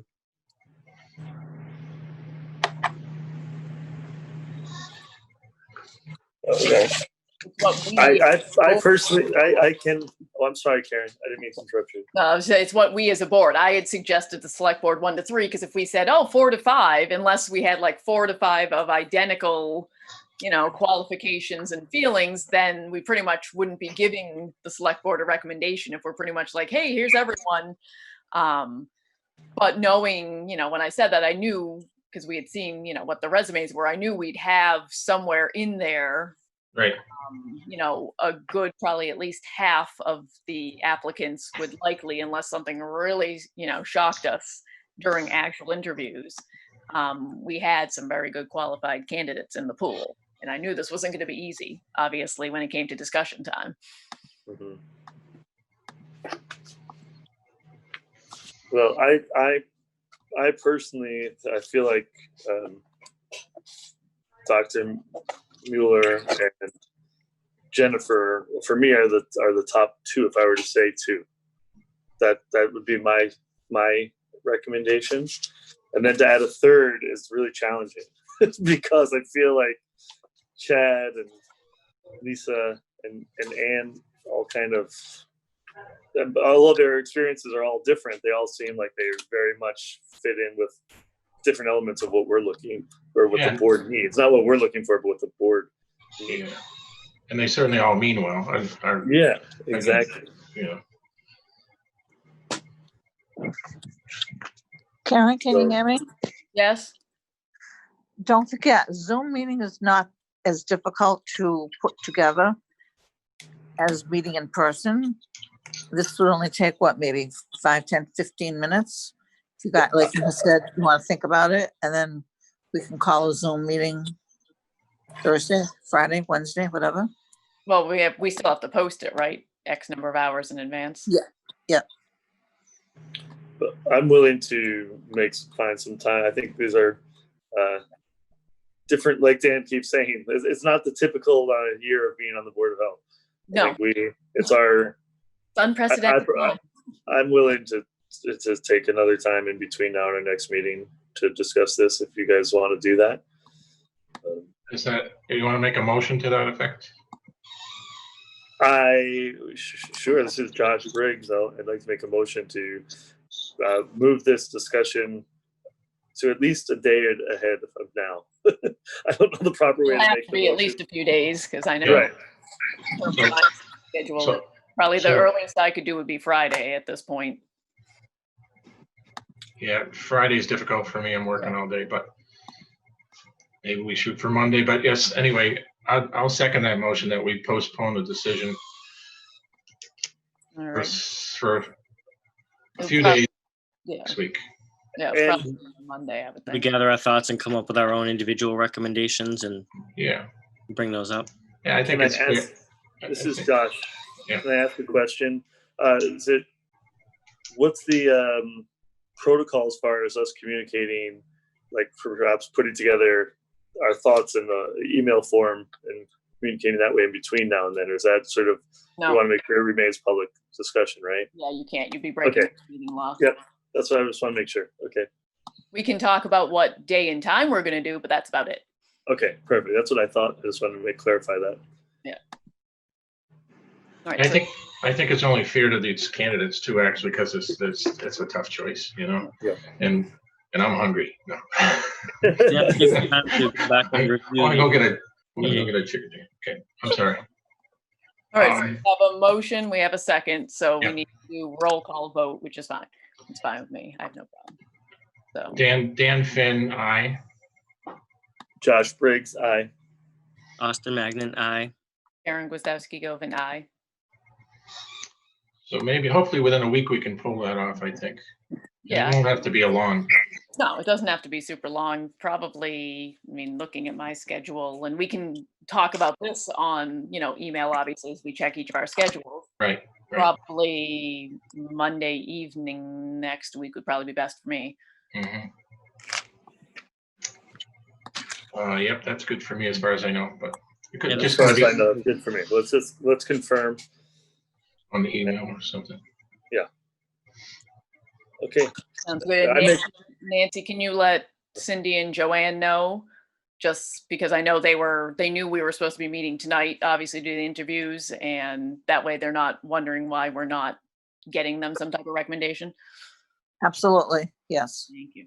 And then obviously we have to solidify when we want to do it so we can post the agenda, obviously. So does everyone know tonight if they can meet next Monday?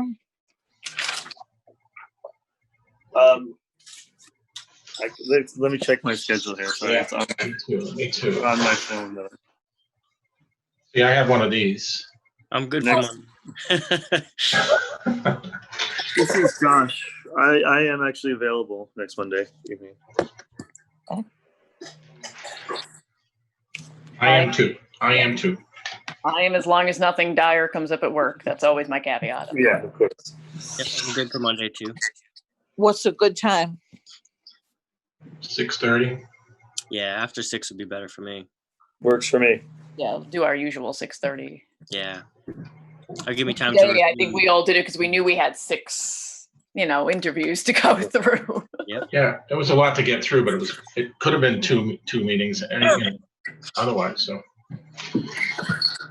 Okay, guys. I'm going to make a motion to end the meeting because I have an obligation that I'm making wait for me as well. So I'll second that motion. All right, Okay. roll call vote.